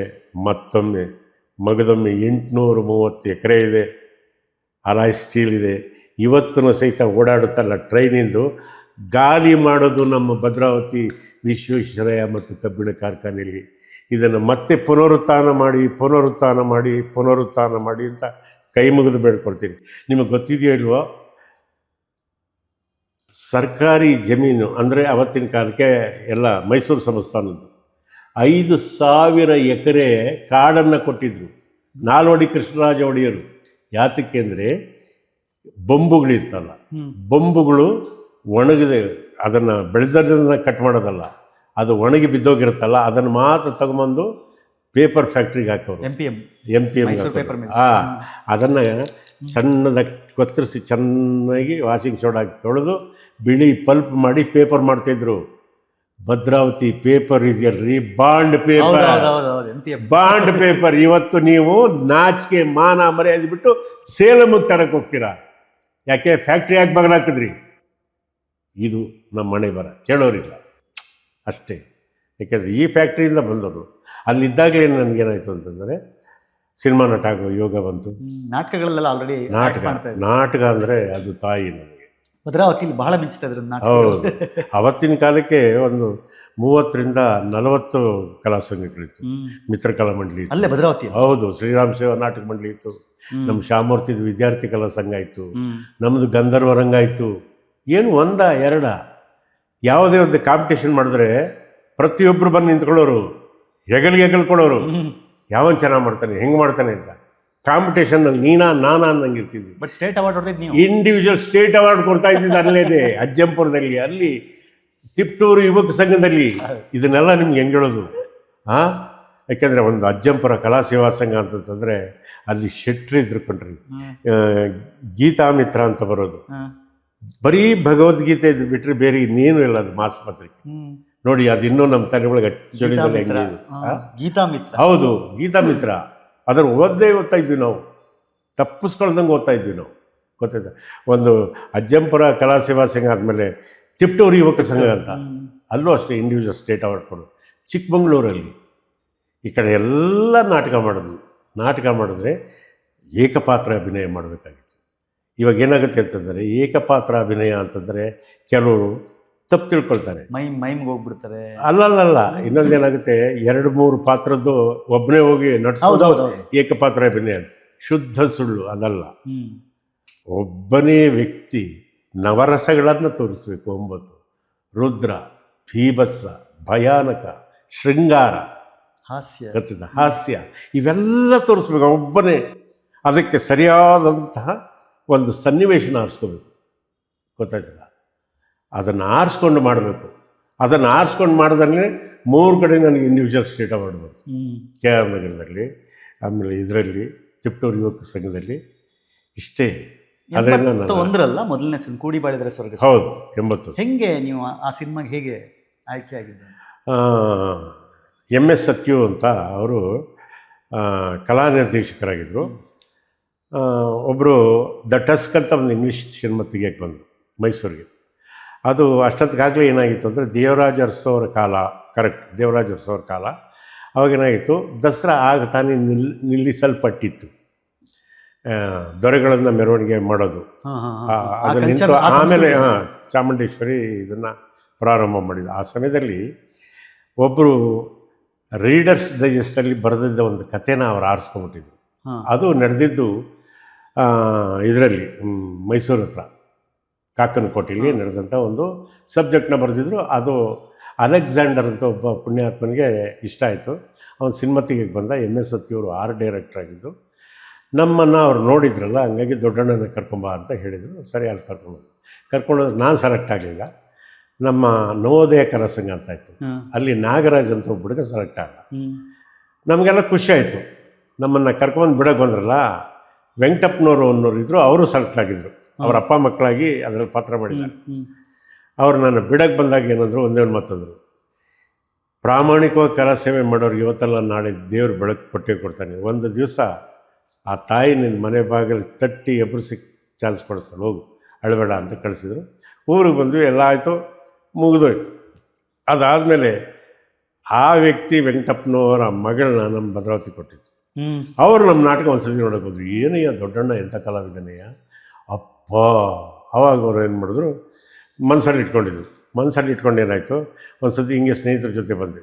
ಏಕೆಂದರೆ ಅಲ್ಲಿ ಭದ್ರಾವತಿ ಡೈರಿಲಿ ಕೊಟ್ಟೂರೇಶ್ವರ ಟ್ರಾನ್ಸ್ಪೋರ್ಟ್ ಅಂತ ಅವರು ತಿಂಗಳಿಗೊಂದು ಸತಿ ಬಿಲ್ಗೆ ಬರೋರು. ಜೊತೆಲಿ ಯಾರನ್ನಾರು ನಮ್ಮಂಥವ್ರನ್ನ ಕರ್ಕೊಂಬರೋರು. ಕರ್ಕೊಂಬಂದಾಗ ನಾನು ಅವ್ರ ಜೊತೆ ಹೋದ್ವಿ. ಸಾಯಂಕಾಲ ಆಯಿತು, ವಾಕಿಂಗ್ ಹೋಗ್ತಾಯಿದ್ವಿ. ಕಪಿಲಾ ಹೋಟ್ಲು ಯಾವಾಗಲೂ ಹೋಗ್ಕೊತಾಯಿದ್ವಿ. ಅಲ್ಲಿಂದ ಈ ಇದ್ರ ರೋಡ್ಗೆ ಟೂರಿಸ್ಟ್ ಕಡೆಯಿಂದ ಹಂಗೆ ಮೇಲಕ್ಕೆ ಬಂದರೆ ನಿರ್ಜನವಾಗ ಇವತ್ತು ನೋಡಿ ಟ್ರಾಫಿಕ್ ಇಲ್ಲ, ಸ್ವಲ್ಪ ಸಾಯಂಕಾಲ ವಾಕಿಂಗ್ ಮಾಡೋಂಥ ವಾಕಿಂಗ್ ಬಂದರೆ ಎದುರುಗಡೆ ಸಿಕ್ಬಿಟ್ಟಿರೋದು. ದೊಡ್ಡಣ್ಣ ಒಳ್ಳೆ ಸರಿಗೆ ಸಿಕ್ಕಿದೆ, ಸಿದ್ಧಲಿಂಗಯ್ಯ ಅಂತ ನನಗೆ ಭಾಳ ಆತ್ಮೀಯ ಸ್ನೇಹಿತ, ಒಳ್ಳೆ ನಿರ್ದೇಶಕ.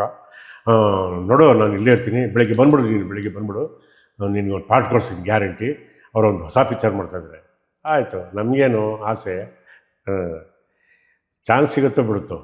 ಸಿದ್ಧಲಿಂಗಯ್ಯನಂತ ಒಬ್ಬ ಮಹಾನ್ ಬಂಗಾರದ ಮನುಷ್ಯ, ಆಮೇಲೆ ಭೂತಯ್ಯನ ಮಗ, ಇವತ್ತು ಸಿಗದಂಥ ಪುಣ್ಯಾತ್ಮನ ಹತ್ರದಿಂದ ನೋಡೋಲ್ಲ. ಬೆಳಿಗ್ಗೆನೂ ಹೋದ್ವಿ, ಹೋದಾಗಿ ಒಂದು ದೊಡ್ಡಣ್ಣ ಅಂತ ಒಳ್ಳೆ ನಟ, ಹಿಂಗೆ ಅವ್ರು ನನ್ನ ಸ್ಥಿತಿ ನೋಡ್ಬಿಟ್ಟು ಏನಂದರು, ವೆಂಕಟಪ್ಪ ಒಳ್ಳೇದು ತೋರಿಸ್ತೆ, ಗುಡ್, ನಿನ್ನೊಂದು ಫೋಟೋ ಅಡ್ರೆಸ್ ಕಳಿಸ್ಬಿಡೆ, ನಿನ್ಗೊಂದು ಚಾನ್ಸ್ ಕೊಡ್ತೀನಿ ಗ್ಯಾರಂಟಿ ಅಂದರು. ಕಳಿಸೋದು ಪ್ರತಿಯೊಬ್ಬ ಡೈರೆಕ್ಟ್ರು ಹೇಳೋದಿದೆ. ನಾನೇ ಮಾಡೋದು, ಊರಿಗೆ ಹೋದೆ, ಕಳಿಸಿದ್ರೆ ಸುಮ್ಮನೆ ಆಗ್ಬಿಟ್ಟೆ. ಅದಾದಮೇಲೆ ಒಂದು 40 ಜನ ಇದಕ್ಕೆ ಬಂದ್ರು, ಸತಿ ಇಂಟರ್ವ್ಯೂ ಹೋದ್ರು. ಸಿದ್ಧಲಿಂಗಯ್ಯನವ್ರು ಬಿಲ್ಕುಲ್ ಒಪ್ಪಲಿಲ್ಲ. ಅವತ್ತು ಯಾರೋ ವೆಂಕಟಪ್ಪ ತೋರಿಸಿದ್ದ ಕಣೆ, ಆ ಹುಡುಗ ನನ್ನ ತಲೆ ಒಳಗೆ ಅವನೇ ಯಾರು ಅಂತ ನನಗೆ ಜ್ಞಾಪಕ ಬರ್ತಾಯಿಲ್ಲ, ಅವನ ಹೆಸ್ರಿಗೆ ಜ್ಞಾಪಕ ಗೊತ್ತಾ, ದೊಡ್ಡಣ್ಣ ಅಂತದ್ದು. ಆವಾಗ NS ರಾವು ಅದಕ್ಕೆ ನನ್ನ ಜೊತೆನೇ ಅವ್ರದ್ದು ಪಾದಾರ್ಪಣೆ. ಹೌದು, NS ರಾವ್ ದೊಡ್ಡಣ್ಣದು ನಂಬರ್ ನನಗಿಲ್ಲ, ಬಟ್ ಅವಾಗವಾಗ ಕಳಿಸ್ತಾ ಇರ್ತಾನೆ ರಾಯಲ್ಟಿನ. ಅವ್ರದ್ದು ನಾಟಕಗಳನ್ನೆಲ್ಲ ನಾವು ಮಾಡ್ತಾಯಿದ್ವಿ. ರಣದುಂದುಬಿ ಆಗಿರ್ಬೋದು, ವಿಷಜ್ವಾಲೆ ಆಗಿರ್ಬೋದು, ಸಾಮ್ರಾಟ ಅಶೋಕ್ ಆಗಿರ್ಬೋದು. NS ರಾವ್ ಮಹಾನ್ ಒಳ್ಳೆ ರೈಟ್ರು. ಹೊರಭ್ರಷ್ಟ ರಾವಣ ಆಗಿರ್ಬೋದು. ಹಂಗಾಗಿ ಅವತ್ತಿನ ಕಾಲದಲ್ಲಿ 10 ರೂಪಾಯಿ ರಾಯಲ್ಟಿ. 10 ರೂಪಾಯಿ ಕಳಿಸೋದೂ ಒಂದು ಕಷ್ಟದ ಕೆಲಸ, ಗೊತ್ತಿದ್ದ ನಿಮಗೆ. ಎಲ್ಲರೂ 1 ರೂಪಾಯಿ 2 ರೂಪಾಯಿ ಹಾಕಿ ಅವ್ರಿಗೆ ರಾಯಲ್ಟಿ ಕಳಿಸ್ತಾಯಿದ್ವಿ. ನೋಡಿ, ಒಬ್ಬ ಗ್ರಂಥ ಬರೆದಂತಹ ಪುಣ್ಯಾತ್ಮ ಆ ಲೇಖಕನಿಗೆ ನಾವು ಕಳಿಸೋದ್ರಿಂದ ನಮ್ಮ ಜೀವನದಲ್ಲಿ ಒಂದು ಬೆಳಕು ಕಾಣಿಸುತ್ತೆ ಅನ್ನೋದಕ್ಕೆ ಒಬ್ಬ ದೊಡ್ಡಣ್ಣ ಉದಾಹರಣೆ. ನನ್ನ ನಂಬರ್ ಅವ್ರಿಗೆ ಸಿಕ್ತು, ಶ್ಯಾಮಮೂರ್ತಿದು ಫೋನ್ ನಂಬರ್ ಇತ್ತು, ವಿದ್ಯಾರ್ಥಿ ಕ್ಲಾಸು. ದೊಡ್ಡಣ್ಣ ಇಮಿಡಿಯೇಟಾಗಿ ಬೇಕು ಶ್ಯಾಮಮೂರ್ತಿ, ನಿನಗೆ ಫೋನ್ ಇದೆ, ನೀನು ಕೆಲಸ ಮಾಡೋ ಆಫೀಸಲ್ಲಿ, ಅದಕ್ಕೆ ನಿಂಗೆ ಫೋನ್ ಮಾಡ್ತಾಯಿದ್ವಿ, ದಯವಿಟ್ಟು ಅವನ್ನ ನಾಳೆ ಬೆಳಿಗ್ಗೆ ಕಳಿಸ್ಕೊಡು. ಆ ಅಪ್ಪ ಎಲ್ಲ ಬಿಟ್ಟ. ನನಗೆ ಸ್ವಂತ ಅಣ್ಣ ಇದ್ದಂಗೆ, ಗೊತ್ತಾ. ಅವತ್ತಿನ ನಮ್ಮ ಕಾಲದಲ್ಲಿ ಜಾತಿಗೆ ಪ್ರಾಧಾನ್ಯತೆ ಇರಲಿಲ್ಲ, ನೀತಿಗೆ ಪ್ರಾಧಾನ್ಯತೆ ಇದ್ದಿದ್ದು. ಅವ್ರು ಬಂದಿರೋದು, ದೊಡ್ಡ ನಾಳೆ ಬೆಳಿಗ್ಗೆ ನೀನು ನೋಡಬೇಕು, ನಂಗೆ ಅವೆಲ್ಲ ಗೊತ್ತಿಲ್ಲ, NS ರಾವ್ ಫೋನ್ ಮಾಡಿದರೆ ನೀನು ಹೋಗ್ಬೇಕು, ಸಿದ್ಧಲಿಂಗಯ್ಯನೋ ನಿಮ್ಗೆ ಪಾಠ ಕೊಡ್ತಾರಂತೆ. ಶ್ರವಣ, ಇವತ್ತು 6 ತಾರೀಕು, ನಮಗೆ ಪ್ರತಿ ತಿಂಗಳು 10ನೇ ತಾರೀಕು ಸಂಬಳ ಆಗೋದು, ನಿನ್ನಂಗೆ 5ನೇ ತಾರೀಕು ಆಗಿದೆ. ನೀನೇನು ಚಿಂತೆ ಮಾಡಬೇಡ, ನಾನು ನಿನಗೆ ದುಡ್ಡು ಕೊಡ್ತೀನಿ, ನೀನು ಹೋಗಿ ಬಂದಮೇಲೆ ನನ್ನ ದುಡ್ಡು ಕೊಡೋಗುತ್ತೆ ತಗೋಂತ. ಅವತ್ತಿನ ಕಾಲಕ್ಕೆ 500 ರೂಪಾಯಿ ಕೊಟ್ಟ. 500 ರೂಪಾಯಿ 50,000 ರೂಪಾಯಿ ಇದ್ದಂಗೆ. 91ನೇ ಇಸ್ವಿಲಿ. ಹೌದು. ಅವಾಗ ಕೊಟ್ಟಾಗ ಏನಾಯಿತು, ಸೀದಾ ತೊಗೊಂಡೆ. ನಾನು ತೊಗೊಂಡು ಬಂದು ಇಂಟರ್ವ್ಯೂಗೆ ಅಟೆಂಡ್ ಮಾಡಿದೆ. ಬಂದ ತಕ್ಷಣ ನಮ್ಮ ಗುರುಗಳು ಪ್ರೀತಿಯಿಂದ ಬೆನ್ನ ಮೇಲೆ ಕೂತಿದ್ರು. ಕೊನೆಗೂ ಬಂದಲ್ಲ ಯಾರು, ಬಾ, ಸಡಿಯಪ್ಪ ಇವನು ಇಂಟರ್ವ್ಯೂ ಮಾಡೋದು. ನಾನು ಅದರಲ್ಲಿ ಸೆಲೆಕ್ಟ್ ಆದೆ. ಇಂಟರ್ವ್ಯೂ ಅಂದರೆ ಏನೋ ಒಂದು ಅರ್ಧ ಗಂಟೆ ಆಗುತ್ತೆ ಅಂತ ಅಂದ್ಕೊಟ್ಟಿದ್ರು. 4 ಅವರ್ಸ್ ಇಂಟರ್ವ್ಯೂ ಮಾಡೋದು. 4 ಅವರ್ಸಲ್ಲಿ ನಾನು ಗೆದ್ದೆ ಅಂತ ಹೇಳೋದಕ್ಕಿಂತ ಭಗವಂತನ ಆಶೀರ್ವಾದದಿಂದ ನಾನು ಗೆಲ್ಲಿಸ್ತಾವನು ಭಗವಂತ. ನನಗೆ ಪಾತ್ರ ಸಿಕ್ತು. ಅವತ್ತೊಂದು ಅರ್ಥದಲ್ಲಿ ಇಂಡಸ್ಟ್ರಿನೂ ಗೆಲ್ತು. ಅಷ್ಟೇ. ಹಂಗಾಗಿ ನಾನು 86, 87ಕ್ಕೆ ಸ್ವಲ್ಪ ಡೋಲಾಯಿ ಮನಸ್ಥಿತಿ. 81ಕ್ಕೆ ಸಿನಿಮಾ ನಟ ಆಗಿದ್ದೆ. ನಾನು ಇದ್ದಿದ್ದವ್ರು ನ್ಯೂ ರೋಲಿಂಗ್ ಮಿಲ್ಲಲ್ಲಿದ್ದಾಗ ಈ ವಿಸಿಟರ್ಸ್ ಬರ್ತಿದ್ರಲ್ಲ, NRM ಯಾವುದು ಅಂತ ಹುಡುಕೊಂಬರೋರು ಫಸ್ಟು. ಯಾಕೆಂದರೆ ದೊಡ್ಡಣ್ಣ ಕೆಲಸ ಮಾಡ್ತಾ ಇದ್ದರೆ ನೋಡ್ಬೋದಲ್ಲ ಅಂತ. ನೀವು ಆಲ್ರೆಡಿ ಆ್ಯಕ್ಟರ್ ಆಗಿದ್ದರಿಂದ. ಆಗಲೇ ಆ್ಯಕ್ಟರ್ ಆಗಿದ್ನಲ್ಲ, ಹಂಗಾಗಿ ಎಲ್ಲರೂ ನೋಡೋರು, ನೀವೇನೋ ದೊಡ್ಡಣ್ಣ ಅನ್ನೋರು. ಅವ್ರಿಗೆ ಆಶ್ಚರ್ಯ ಆಗ್ಬಿಡೋದು. ಸೂಟು ಬೂಟು ಹಾಕೊಂಡು ಗಲೀಜ್ ಬಟ್ಟೆಗಳು ಒಂಥರ ಖುಷಿ ಆಗೋದು ಅವ್ರು ಮಾಡಿದಾಗ. ವೆರಿ ಗುಡ್ ಅಂತ. ಅವಾಗೆಲ್ಲ ಮೊಬೈಲ್ಗಳು ಇರಲಿಲ್ಲ, ಇದ್ದರೆ ಅವಾಗಲೇ ಫೋಟೋ ತೆಗೆಸ್ಕೊಳ್ತಿದ್ದೆ. ಹಂಗಾಗಿ ಜೀವನ ಏನಾಯಿತು. ಸಿನಿಮಾಗೆ ಮತ್ತೆ ನಾನು ವಾಪಸ್ ಬರ್ತೀನಿ, ಆದರೆ ಅದಕ್ಕೆ ಮುಂಚೆ ನಾನು ನಿಮಗೆ ನಿಮ್ಮ ವೈವಾಹಿಕ ಜೀವನಕ್ಕೆ ಹೋಗಬೇಕು. ಯಾಕಂದರೆ ಭಾಳ ಇಂಟ್ರೆಸ್ಟಿಂಗ್ ಇದೆ ಅದು. ನಿಮ್ಗೆ ಇಷ್ಟವಿಲ್ಲದ ಆವತ್ತಿನ ದಿನಕ್ಕೆ ನಿಮ್ಗೆ ಇಷ್ಟವಿಲ್ಲದ ಮದುವೆ ಅದು. ಅಂದರೆ ಹೌದು, ನಿಮಗೆ ಒಪ್ಪಿಗೆ ಇಲ್ಲ, ನಾನು ಹುಡುಗಿನೇ ಸರಿಯಾಗಿ ನೋಡಿಲ್ಲ, ಆದರೆ ನಿಮ್ಮ ಅಣ್ಣ ನಿಮ್ಮ ಮೇಲೆ ಒಂದು ಕಂಟ್ರೋಲ್ ಇಟ್ಕೊಂಡು ನೀನೇ ನೋಡೋದು ಅಂತೇಳಿ ಮದುವೆ ಮಾಡಿಸಿದ್ರು, ಕಪಾಳ ಕೊಡೋದು. ಕೀರ್ತಿ, ಒಂದು ವಿಷಯ ಕೇಳಿರಿ, ನಮ್ಮ ಮನೆಯಲ್ಲಿ ಹೆಂಗಿತ್ತು ಅಂದರೆ, ಹೆಣ್ಮಕ್ಳಿಗೆ ಇವತ್ತಿನ ಕಾನೂನಿಗೆ ಅದು ಶುದ್ಧ ವಿರುದ್ಧ ಆದರೆ ಹೆಣ್ಮಕ್ಳಿಗೆ 14ನೇ ವಯಸ್ಸಿಗೆ ಮದುವೆ ಆಗ್ಬಿಡ್ಬೇಕು. ದೊಡ್ಡಪ್ಪನ ಮಕ್ಕಳಿಗೆಲ್ಲ 14ನೇ ವಯಸ್ಸು. 15 ಅಂತದ್ದು ಗಂಡಿಗಿಂತ ದೊಡ್ಡವಳು ಮಂಡೋದ್ರಿ, ಬೇಗ ಮದುವೆ ಮಾಡಿರಿ ಅವಳಿಗೆ ಅನ್ನೋರು. ಗಂಡು ಮಕ್ಕಳಿಗೆ 18 ವರ್ಷ ಆಗಿದ ತಕ್ಷಣ ಮದುವೆ ಮಾಡಬೇಕು. ನಮ್ಮ ಮೊದಲನೇ ಹೆಣ್ಣನಿಗೂ 17ನೇ ವಯಸ್ಸಿಗೆ ಮದುವೆ ಆಗಿತ್ತು. ನಮ್ಮ ಎರಡನೇ ಅಣ್ಣನಿಗೂ ಸಹಿತ 19-20ಕ್ಕೆ ಇದಾಯಿತು. ಇವಾಗ ನಮ್ಮ ಎರಡನೇ ಅಣ್ಣ ಇವತ್ತು ಇದ್ದಾರೆ, ಸ್ಟಿಲ್ ಇದ್ದಾರೆ. ನಮ್ಮ ಸೋದರ ಮಾವನ ಮಗಳನ್ನೇ ಕೊಟ್ಟು ಮದುವೆ ಆಗಿದೆ. ಹಾಗಾಗಿ ನಾನು ನಮ್ಮ ಅಣ್ಣನ ಕೈಗೆ ಸಿಗಾಕಂದಂಗೆ ಭಾಳ ಚಾಕಚಕ್ಯತೆಯಿಂದ ಓಡಾಡ್ತಿದ್ದೆ. ಸಿಗ್ತಾನೇ ಇರಲಿಲ್ಲ. 25 ವರ್ಷ ಆಯಿತು. ಸಿಕ್ಕಿದ್ರೆ ಕಟ್ಬಿಡ್ತಾರೆ ಅಂತ. ಹಾಂ, ಸಿಕ್ಕಿದ್ರೆ ಕಟ್ಬಿಡ್ತಾರೆ, ಕಟ್ಟಿಬಿಡ್ತಾರೆ, ಬಿಡಲ್ಲ ಅಂತ. ಕೊನೆಗೆ ಏನಾಯಿತು, ಒಂದು ದಿವಸ ಬಾಗಿಲಿಗೆ ಬಂದರು, ತಲೆ ಮೇಲೆ ನಾನು ಬಿಟ್ಟರು. ನನ್ನ ಮಗನ ಇನ್ನೂ ಎಷ್ಟು ದಿವಸ ಗುಂಡ್ರು ಗೋಬಿ ಹಂಗೆ ಓಡಾಡ್ತೀಯ, ಕೂತ್ಕೋ, ಎಲ್ಲಿ ದೇವಸ್ಥಾನಕ್ಕೆ ಹೋಗ್ಬೇಕು ಕೂತ್ಕೋ ಅಂತ ಮೋಟ್ರ್ ಸೈಕಲಲ್ಲಿ ಕೂತ್ಕೊಂಡು ಅರಸಿಕೆರೆ ಕರ್ಕೊಂಡು ಬಿಟ್ಟರು. ಬೆಳಗ್ಗೆ ತೋರಿಸಿದ್ರು. ನಾನು ನೋಡಿದೆ ಯಾರು ಅಂತ. ನಮ್ಮ ಮಾವ ನಮಗೆ ಇವತ್ತಿನ ಪರಿಚಯ ಅಲ್ಲ, ಹಳೇ ಪರಿಚಯ, ನಮ್ಮ ತುಂಬ ಹಳೆ ಪರಿಚಯ. ಯಾಕೆಂದರೆ ನಮ್ಮ ಮಾವನ ಸ್ವಂತ ಬೆನ್ನಲ್ಲಿ ಬಿದ್ದಣ್ಣ ರುದ್ರಪ್ಪ ಅಂತ, ಎಣ್ಣೆ ರುದ್ರಪ್ಪ ಅಂತ. ಅವರು ನಮ್ಮ ತಂದೆ ಭಾಳ ಪರಮಾಪ್ತ ಸ್ನೇಹಿತರು. ಅವ್ರ ಮನೆ ಹೆಣ್ಣು ಅಂತ ಗೊತ್ತಾಗಿದ್ದ ತಕ್ಷಣ ನಾನೇ ಮಾಡಿದೆ, ಹೆಣ್ಣನ್ನು ನೋಡಲಿಲ್ಲ, ರೋಡ್ ಕಡೆ ನೋಡ್ಕೊಂಡು ಕೂತಿದ್ದೆ. ತಗೊಂಬಂದು ಟೀ ಇಟ್ರು ನೋಡಲಿಲ್ಲ, ಕಾಫಿ ಇಟ್ರು ನೋಡಲಿಲ್ಲ, ನಂಗೆ ಗೊತ್ತೇ ಇಲ್ಲ. ಆಮೇಲೆ ನೋಡಿದ್ರೆ ಮದುವೆ ಲಗ್ನ ಪತ್ರಿಕೆ ಎಲ್ಲ ಆಯಿತು. ಎಲ್ಲ ಆದಮೇಲೆ ಹಿಂಗಾಯ್ತು. ನಾನು ಬಂದು ನಮ್ಮ ಅತ್ತಿಗೆ ಹತ್ರ ಕೂಗಾಡಿದೆ. ಯಾಕೆಂದರೆ ಅವರೊಬ್ಬರ ಹತ್ರನೇ ಕೂಗಾಡೋಕ್ಕೆ ಇದಿರೋದು. ನಮ್ಮಮ್ಮ ಏನಾಗೋದು ಅಂದರೆ ಈ ಕೋಲು ಹುರ್ಕೊಂಡು ನಡೆಯೋರು. ಯಾಕೆಂದರೆ ಒಂದು ಕಾಲು ಪೋಲಿಯೋ ಇದ್ದಿದ್ದರಿಂದ ಹೆಚ್ಕೊಂಡ್ ಬಿಟ್ರೆ ಕೋಲಲ್ಲೇ ಹೊಡೆದು ಬಿಡ್ತಾರಲ್ಲ ನಮ್ಮಮ್ಮ. ನಮ್ಮಮ್ಮ ಆಯುಧ ಆಲ್ರೆಡಿ ಇತ್ತು. ಹಾಗಾಗಿ ನಾನು ಗಲಾಟೆ ಮಾಡಿದಾಗ ನಮ್ಮಮ್ಮ ಒಂದು ಒಳ್ಳೆ ಮಾತು ಹೇಳಿದರು. ಯಾಕೆಂದರೆ ನಮ್ಮ ವೀಕ್ಷಕರೆಲ್ಲ ಕೇಳಿದ್ರೆ ಭಾಳ ಸಂತೋಷದಿಂದ ನಗ್ತಾರೆ. ನಿನ್ನಂಥ ಹಾಲಾಲ್ಕೋರು ನಿನಗೆ ಎಂಟೋಡಕ್ಕೆ ಯಾರು ಕಾದಿದ್ರು, ಹೋಗೋ ತಾಯಿಲ್ದ ಹುಡುಗಿ ತಗೊಬಂದು ಮದುವೆ ಮಾಡ್ತಾಯಿದ್ದೀವಿ, ಸುಖವಾಗಿರು ಅಂತ ಹೇಳಿದ್ರು. ಆಯಿತು, ಮದುವೆ ಆದ್ವಿ. ಗೊತ್ತಾಯ್ತಾ, ಹುಸಿ ಕೋಪಗಳಿರ್ತಾವಲ್ಲ, ಗೊತ್ತಾಯ್ತಾ. ಹರಿಸೋತ ಹರಸೋತ ಅಚ್ಚುತಮನ್ ಎಚ್ಚೆತ್ತು ಬಿದ್ದ ಅಂದರೆ ಹೆಣ್ಣು ಸೋಲ್ದಲ್ಲೇ ಇರೋರು ಯಾವನಿದ್ದಾನೆ. ಸೋಲ್ದಾಯ್ತು. ಇವತ್ತನೇ ಅವ್ರದ್ದು ಮೇಲ್ಗೈ ಆಗಿದೆ, ಚೆನ್ನಾಗಿದ್ದಾರೆ, ನಮ್ಮ ಆರೋಗ್ಯ ಚೆನ್ನಾಗಿ ನೋಡ್ಕೊತಾರೆ.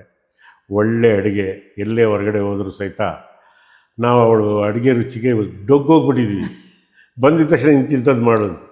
ಇಷ್ಟು ವಯಸ್ಸಾದ್ರೂ ಸಹಿತ ಇವತ್ತೂ ದಣಿವಿಲ್ದಲೇ ಮಾಡಿಕೊಡ್ತಾಳೆ. ಮೊಮ್ಮಕ್ಕಳು ಅಂದರೆ ಪ್ರಾಣ, ಅಳಿದರು ಅಂದರೆ ಪಂಚಪ್ರಾಣ. ಅದರಲ್ಲೂ ನೀವು ಭೋಜನ ಪ್ರಿಯ. ನಾನು ಮಾತ್ರ ಭೋಜನ ಪ್ರಿಯ. ಯಾಕೆಂತಂದರೆ ಇಂಥದ್ದು ಬೇಕಜ್ಜಿ ನಾವು ಬರ್ತಾಯಿದ್ದೀವಿ ಅಂತಂತಂದರೆ ಮಾಡಿ ರೆಡಿ ಮಾಡಿಡ್ತಾಳೆ. ಯಾಕೆಂದರೆ ಅಷ್ಟೇ, ಮನೆಯೇ ಬೃಂದಾವನ, ಮನಸ್ಸೇ ದೇವಾಲಯ. ಅದು ಬಿಟ್ಟರೆ ಬೇರೆ ಇನ್ನೊಂದಿಲ್ಲ. ಇವತ್ತು ನಾವು ಚೆನ್ನಾಗಿದ್ದೀವಿ. ಒಂದು ಹಂತಕ್ಕೆ ನೀವು ಅಂದರೆ ಬಾಲ್ಯದಿಂದ ಅಂದರೆ ಅಂಥ ಕಷ್ಟಗಳೇನು ಅಲ್ಲದೆ ಇದ್ರೂ ಒಂದೊಳ್ಳೆ ಜೀವನ, ಅಂದರೆ ಒಳ್ಳೆ ಸಂಬಳ ಇತ್ತು, ಎಲ್ಲ ಮದುವೆ ಆಯಿತು, ಸಿನಿಮಾಗಳು ಎಲ್ಲ. ಈ ನಡುವೆ ನಿಮ್ಮ ಲೈಫಲ್ಲಿ ನೀವು ಹೇಳಿಕೊಳ್ಳುವ ಹಾಗೆ ಅತ್ಯಂತ ಕೆಟ್ಟ ದಿನಗಳು ನಿಮ್ಮ ಮಗಳ ಆರೋಗ್ಯ ಸಮಸ್ಯೆ ಆಗಿತ್ತು. ಹೌದು. ಯಾಕೆ ಅಂದರೆ ಆರೋಗ್ಯದ ಸಮಸ್ಯೆ ಅಂತಂತಂದರೆ ಪ್ರತಿಯೊಬ್ಬರ ಜೀವನದಲ್ಲೂ ಅಪ್ ಡೌನ್ಸ್ ಇರುತ್ತೆ. ಈಗ ಸಮುದ್ರನೇ ಅದನ್ನು ಮಟ್ಟಿಸುವಾಗಿಲ್ಲ, ಅಲೆಗಳು ಏರಿಳಿತ ಇದ್ದಿದ್ದೆ. ಏಕೆ ಅಂತಂತಂದರೆ ನಾವು ಇದಾದಾಗ ಕುಗ್ಗಬಾರ್ದು, ಎತ್ತರಕ್ಕೆ ಹೋದಾಗ ಅಹಂಕಾರ ಪಡಬಾರ್ದು. ಇದನ್ನು ನಾವು ಕಲ್ತಿದ್ದು ಒಬ್ಬ ಡಾಕ್ಟರ್ ರಾಜ್ಕುಮಾರ್. ಮನೆಗೆ ಹಿರಿಯ ಅಣ್ಣ ಇದ್ದೀನಿ. ನಮ್ಮಲ್ಲಿ ಒಂದು ಗಾದೆ ಮಾತಿದೆ, ಹಿರಿಯ ಕಿಚ್ಚಾಡಿ ಮಕ್ಕಳಿಗೆಲ್ಲ. ಆ ಮಹಾನುಭಾವ ನೋಡೋ ಸಹಿತ ನಾವು ತಿಳ್ಕೊಳ್ಳಿಲ್ಲ ಅಂದರೆ ನಮ್ಮಂಥ ಅವಿವೇಕಿಗಳು ಇನ್ನೊಬ್ಬರಿಲ್ಲ. ರಾಜ್ಕುಮಾರ್ಗೆ ಅಹಂಕಾರನೇ ಇರಲಿಲ್ಲ, ತಮಾಷೆಗಲ್ಲ. ಅವ್ರ ಬಾಯಲ್ಲಿ ಬರ್ತಾ ಇದ್ದಂಥ ಒಳ್ಳೆ ಶಬ್ದಗಳು, ಗೊತ್ತಾಯ್ತಾ, ಅವರ ಜೀವನಾಮೃತ, ಅದನ್ನು ಕೇಳ್ತಾಯಿದ್ರೆ ಹಿಂಗೆ ಕೂತ್ಕೊಂಡು ಕೇಳ್ತಾಯಿದ್ವಿ. ಅಷ್ಟು ಚೆನ್ನಾಗಿರೋದು, ಗೊತ್ತಾಯ್ತಾ. ಹಾಗಾಗಿ ಅವ್ರು ನೋಡಿ ಕಲ್ತಿದ್ದು. ಒಬ್ಬರು ವಿಷ್ಣು ಯಾರು ತಂಟೆಗೆ ಹೋದರು, ಏನೇ ನೋವು ಬಂದ್ರೂ ಸಹಿತ ಅನುಭವಿಸಿದಂಥ ಪುಣ್ಯ. ಒಬ್ಬ ಶಂಕರ್ನ 1 ಸೆಕೆಂಡ್ ಕೂತ್ಕೊಂತಾರೆ, ಏನಾದರೂ ಬರಿತಾ ಇರೋದು, ಏನಾದರೂ ಮಾಡ್ತಾ ಇರೋದು, ಏನಾದರೂ ಇದು ಮಾಡೋದು, ನಾಟಕಗಳು ಮಾಡೋದು, ಇದು ಮಾಡೋದು. ಅವತ್ತಿನ ಕಾಲಕ್ಕೆ ಬೆಂಗಳೂರಿಂದ ನಂದಿಗಿರಿಗೆ ಇದನ್ನು ರೋಪ್ವೇ ಹಾಕೋದಕ್ಕೆ ಟ್ರೈ ಮಾಡಿ, ನಮ್ಮ ಮೆಟ್ರೋ ಮಾಡಿ ಯೋಚನೆ ಮಾಡಿದ್ದ ಪುಣ್ಯಾತ್ಮ. ಗೊತ್ತಾಯ್ತು. ಅತ್ಯಂತ ಚಿಕ್ಕ ವಯಸ್ಸಿಗೆ ಹೊರಟೋದ, ಅವನಿಂದ ಕಲ್ತಿದ್ದಪ್ಪ. ಏಕೆಂದರೆ ಒಬ್ಬ ಅಂಬರೀಷ ಮಹಾನ್ ಹೃದಯವಂತ, ಸ್ವಾರ್ಥಕ್ಕೆ ಯಾವತ್ತೂ ಯೋಚನೆ ಮಾಡಲಿಲ್ಲ. ಅದಕ್ಕೆ ಅವನ್ನ ಸ್ವಾಭಿಮಾನಿ ಮಂಡ್ಯದ ಗಂಡು ಅಂತ ಕೇಳಿ. ಮಂಡ್ಯದ ಮಣ್ಣಲ್ಲಿ ಹುಟ್ಟಿರೋ ಪ್ರತಿಯೊಂದು ಜೀವನೂ ಸ್ವಾಭಿಮಾನಿಗಳು, ಸ್ವಾಭಿಮಾನಿ ಮಂಡ್ಯದ ಗಂಡು ಅಂತ ಗೊತ್ತಾಯ್ತು. ಅವನ್ನೆಲ್ಲ ನೋಡಿ ನಿಮಗೆ ಆ ಸಂದರ್ಭನ ಹ್ಯಾಂಡಲ್ ಮಾಡ್ಲಿಕ್ಕೆ ಈಸಿ ಆಯಿತು. ಅಯ್ಯೋ ಇವತ್ತು ಹೇಳ್ತೀನಲ್ಲ, ನಮಗೆ ಇವರೆಲ್ಲ ಒಂದು ಆದರ್ಶ ದೀಪ ಇದ್ದಂಗೆ. ವಯಸ್ಸಲ್ಲಿ ಸಣ್ಣವರು ದೊಡ್ಡವರು ಲೆಕ್ಕ ಇಲ್ಲ, ಅರ್ಥ ಆಯ್ತಾ. ಯಾಕೆಂತಂದರೆ ಬೆಣ್ಣೆ ಅಂತ ಮನಸ್ಸು, ಅಂಬರೀಷಿಂದು ಮಾತು ಹೊರಟು, ಮನಸ್ಸು ಬೆಲ್ಲ ಇಲ್ದಲೇ ನಮ್ಮಲ್ಲಿ ಯಾವ ಶುಭ ಕಾರ್ಯನೂ ಇಲ್ಲ. ಕೀರ್ತಿ ನಿಮ್ಗೆ ಹೆಂಗೆ ಹೇಳೋದು ಅಲ್ವೇನ್ರಿ? ನಿಜ. ಅಷ್ಟೇ ಜೀವನ. ಕೊಟ್ರಾ? ಯಾವುದು? ಸಂಕೇತ್ ಸ್ಟುಡಿಯೋಲಿ ಕೊಟ್ಟಿದ್ದ 10,000 ರೂಪಾಯಿ. ಜೇರನೆ ಕೊಟ್ಟಿಲ್ಲ, ಖಂಡಿತ ಕೊಟ್ಟಿಲ್ಲ. ಅವನು ಕೊಟ್ಟಿರೋದು, ಅಂಬರೀಷ್ಗೆ ಕೊಟ್ಟಿರೋದು, ಶಂಕರ್ನ ಕೊಟ್ಟಿದ್ದು. ಏಕೆಂತಂದರೆ ಮುಂದೆ ಒಂದು ದಿವಸ ಬರುತ್ತೆ ಕಣೋ, ನಾನು ನಿನ್ನ ಹತ್ರ ಕಾಲ್ಶೀಟ್ ಕೇಳುವಂಥ ಸಂದರ್ಭ ಬರುತ್ತೆ, ಆವಾಗ ನಾನು ಇದನ್ನು ಉಪಯೋಗಿಸ್ಕೊತೀನಿ, ತಗೊಳ್ಳೋ ದೊಡ್ಡ ಅಂತ ಸರ್. ಅವರಿಬ್ಬರು 20,000 ಕೊಟ್ಟಿರಲಿಲ್ಲ ಅಂದರೆ ಅವತ್ತು ನನ್ನ ಮನೇನ ಟೆರೆಸ್ ಹಾಕೋಕ್ಕೆ ಕಬ್ಬಣ ಇರಲಿಲ್ಲ ನನ್ನ ಹತ್ರ, ಗೊತ್ತಾಯ್ತಾ? ವಾಪಸ್ಸು ತಗೊಳ್ಳಿ. ಆಮೇಲೆ ನಾನು ಅಂಬರೀಷಿಗೆ ಕೊಡೋಕೆ ಹೋದಾಗ ಒಂದು ಮಾತು ಬೈದಿದ್ದ, ನನಗೆ ಇವತ್ತು ಅದು ಕಿವಿಗೆ ಬೈಬಿಡುತ್ತೆ. ಕೊಟ್ಟು ದುಡ್ಡು ವಾಪಸ್ ಕೊಡೋಷ್ಟು ಬೆಳೆದ್ಬಿಟ್ಟವನು ನನ್ನ ಮಗನೇ ನೀನು ಅಂದ. ನೋಡ್ರಿ ಹೆಂಗಿದೆ. ಏಕೆಂದರೆ ಕೊಟ್ಟು ದುಡ್ಡಿಗೆ ಬಡ್ಡಿ ಕೇಳೋರು ಇರ್ತಾರೆ, ಅಸಲು ಕೊಡೋಕೆ ಹೋದ್ರೆ ಅಯ್ಯೋ ನನ್ನ ಮಗನೇ ಇಷ್ಟರ ಮಟ್ಟಿಗೆ ಬೆಳೆದ್ಬಿಟ್ಟ ನೀನು ನನ್ನ ಮುಂದೆ ಅಂದಾಗ ನನಗೆ ಏನಾಯ್ತು ಅಂದರೆ ಕುಬ್ಜನಾಗಿ ಹೋಗ್ಬಿಟ್ಟೆ. ನಾನು ಅಭಿಯಾನ ಮಾಡಿ ಇಟ್ಕೋವಾಗ ನನ್ನ ಮಗನೇ. ನಾನು ಫಸ್ಟ್ ಮನೆ ಕರೆದಾಗ ಬೆಳಿಗ್ಗೆನೇ ಬಂದಿದ್ದು ಒಬ್ಬರು ಸುಂದರ ಕೃಷ್ಣ ಅವರು 5:15 ಬಂದರು ಗೃಹಪ್ರವೇಶಕ್ಕೆ. ನನ್ನ ಹತ್ರ ಇವತ್ತು ವಿಡಿಯೋ ಇದೆ ಇದು. ಅದಾಯ್ತು. ಅದಾದಮೇಲೆ ಅಂಬರೀಷ್ ಬಂದ. ಅಯ್ಯೋ ನನ್ನ ಮಗನೇ ಊರಾಚೆ ಎದ್ದದೋ ಒಂದು ಸಣ್ಣ ಮನೆ ಕಟ್ಟಿರ್ತೀಯ ಅಂತಂದರೆ 3 ಬೆಡ್ರೂಮ್ ಮನೆ ಕಟ್ಟಿದೆಯಲ್ಲೋ, ಶಾಬಾಷ್. ಕನ್ನಡದಲ್ಲಿ ಒಬ್ಬ ನಟ ಇಂಥ ಒಂದು ಮನೆ ಕಟ್ಟವನೇ ಅಂದರೆ ಸಂತೋಷ ಕಣ. ಇದ್ರ ಫರ್ನಿಚರ್ ನಂಗಿರಲಿ. ಅವತ್ತಿನ ಕಾಲಕ್ಕೇನೆ ಸುಮಾರು 20,000 ರೂಪಾಯಿಂದ ಫರ್ನಿಚರ್ ನಂಗೆ ಮಾಡಿಸ್ಕೊಟ್ಟೆ. ಇನ್ನೇನು ಕೊಡ್ಬೇಕ್ರಿ? ಏನು ಕೊಡಬೇಕು? ಗೊತ್ತೈತೆ. ಇನ್ನೊಂದು ಜನ್ಮ ಅಂತಿದ್ರೆ ಅಂಥ ಗೆಳೆತನ ಕೊಡಪ್ಪ, ಅಷ್ಟೇ. ಏಕೆಂದರೆ ದೇವ್ರ ಹತ್ರ ಏನು ಮಾಡ್ಕೊತೀವಿ? ಅನಾಯಾಸೇನ ಮರಣಂ, ಆಯಾಸ ಇಲ್ದಲ್ಲೇನು ಅಂತ ನಿದ್ದೆ, ಸಾವು ಕೊಡ್ಬೋದು. ದೈನೀನ ಜೀವಿತ, ಇನ್ನೊಬ್ಬರ ಎದುರುಗಡೆ ಕೈ ಒಡ್ಡು ಬದುಕುವಂಥ ಪರಿಸ್ಥಿತಿ ಕೊಡಬೇಡ. ಎಲ್ಲಿದ್ದರೂ ಕುಂತಿದ್ದಾಕು ಅಂತ ಅನ್ನ ಕೊಡು. ನನ್ನನ್ನು ಸರಿಯಾದ ದಾರಿಯಲ್ಲಿ ನಡೆಸ್ಬೇಕಾಗಿರೋದು ನೀನೇ ದೇವರೇ. ನೀನೇನಾದರೂ ಅಪ್ಪಿತಪ್ಪಿ ನಡೆಸಿದ್ರೆ ಆ ಪಾಪ ನಂದಲ್ಲ, ನಿಂದು. ಆವಾಗ ಒಂದು ಕರೆಕ್ಟಾಗಿ ನಡೆಸ್ತಾನೆ. ಎಲ್ಲ ನನ್ನ ಮಗನೇ ನನ್ನ ಮೇಲೆ ಆಗ್ದ ನಡೆಸ್ತಾನೆ ಕರೆಕ್ಟಾಗಿ. ಸ್ವಲ್ಪ ಕಷ್ಟ ಕೊಡ್ತಾನೆ, ಅರ್ಥ ಆಯ್ತಾ? ಯಾವುದೋ ಟ್ರೈನ್ ಸಿಗಬೇಕಾಯ್ತು, ಟ್ರೈನ್ ಸಿಗಲಿಲ್ಲ, ಅವತ್ತು ರಾತ್ರಿ ನಿನ್ನ ಚಳಿಯಲ್ಲಿ ಒದ್ದಾಡಬೇಕು. ಸಣ್ಣ ಪುಟ್ಟ ಚೆನ್ನಾಗಿ ಸೊಳ್ಳೆ ಕೈಲಿ ಕಚ್ಚಿಸ್ಕೋಬೇಕು. ಬೆಳಗ್ಗೆ 5 ಗಂಟೆಗೆ ನಿದ್ದೆ ಇಲ್ದಲೇ ಟ್ರೈನ್ ಹತ್ಕೋಬೇಕು, ನೆಕ್ಸ್ಟ್ ಇದಕ್ಕೆ ಬರಬೇಕು.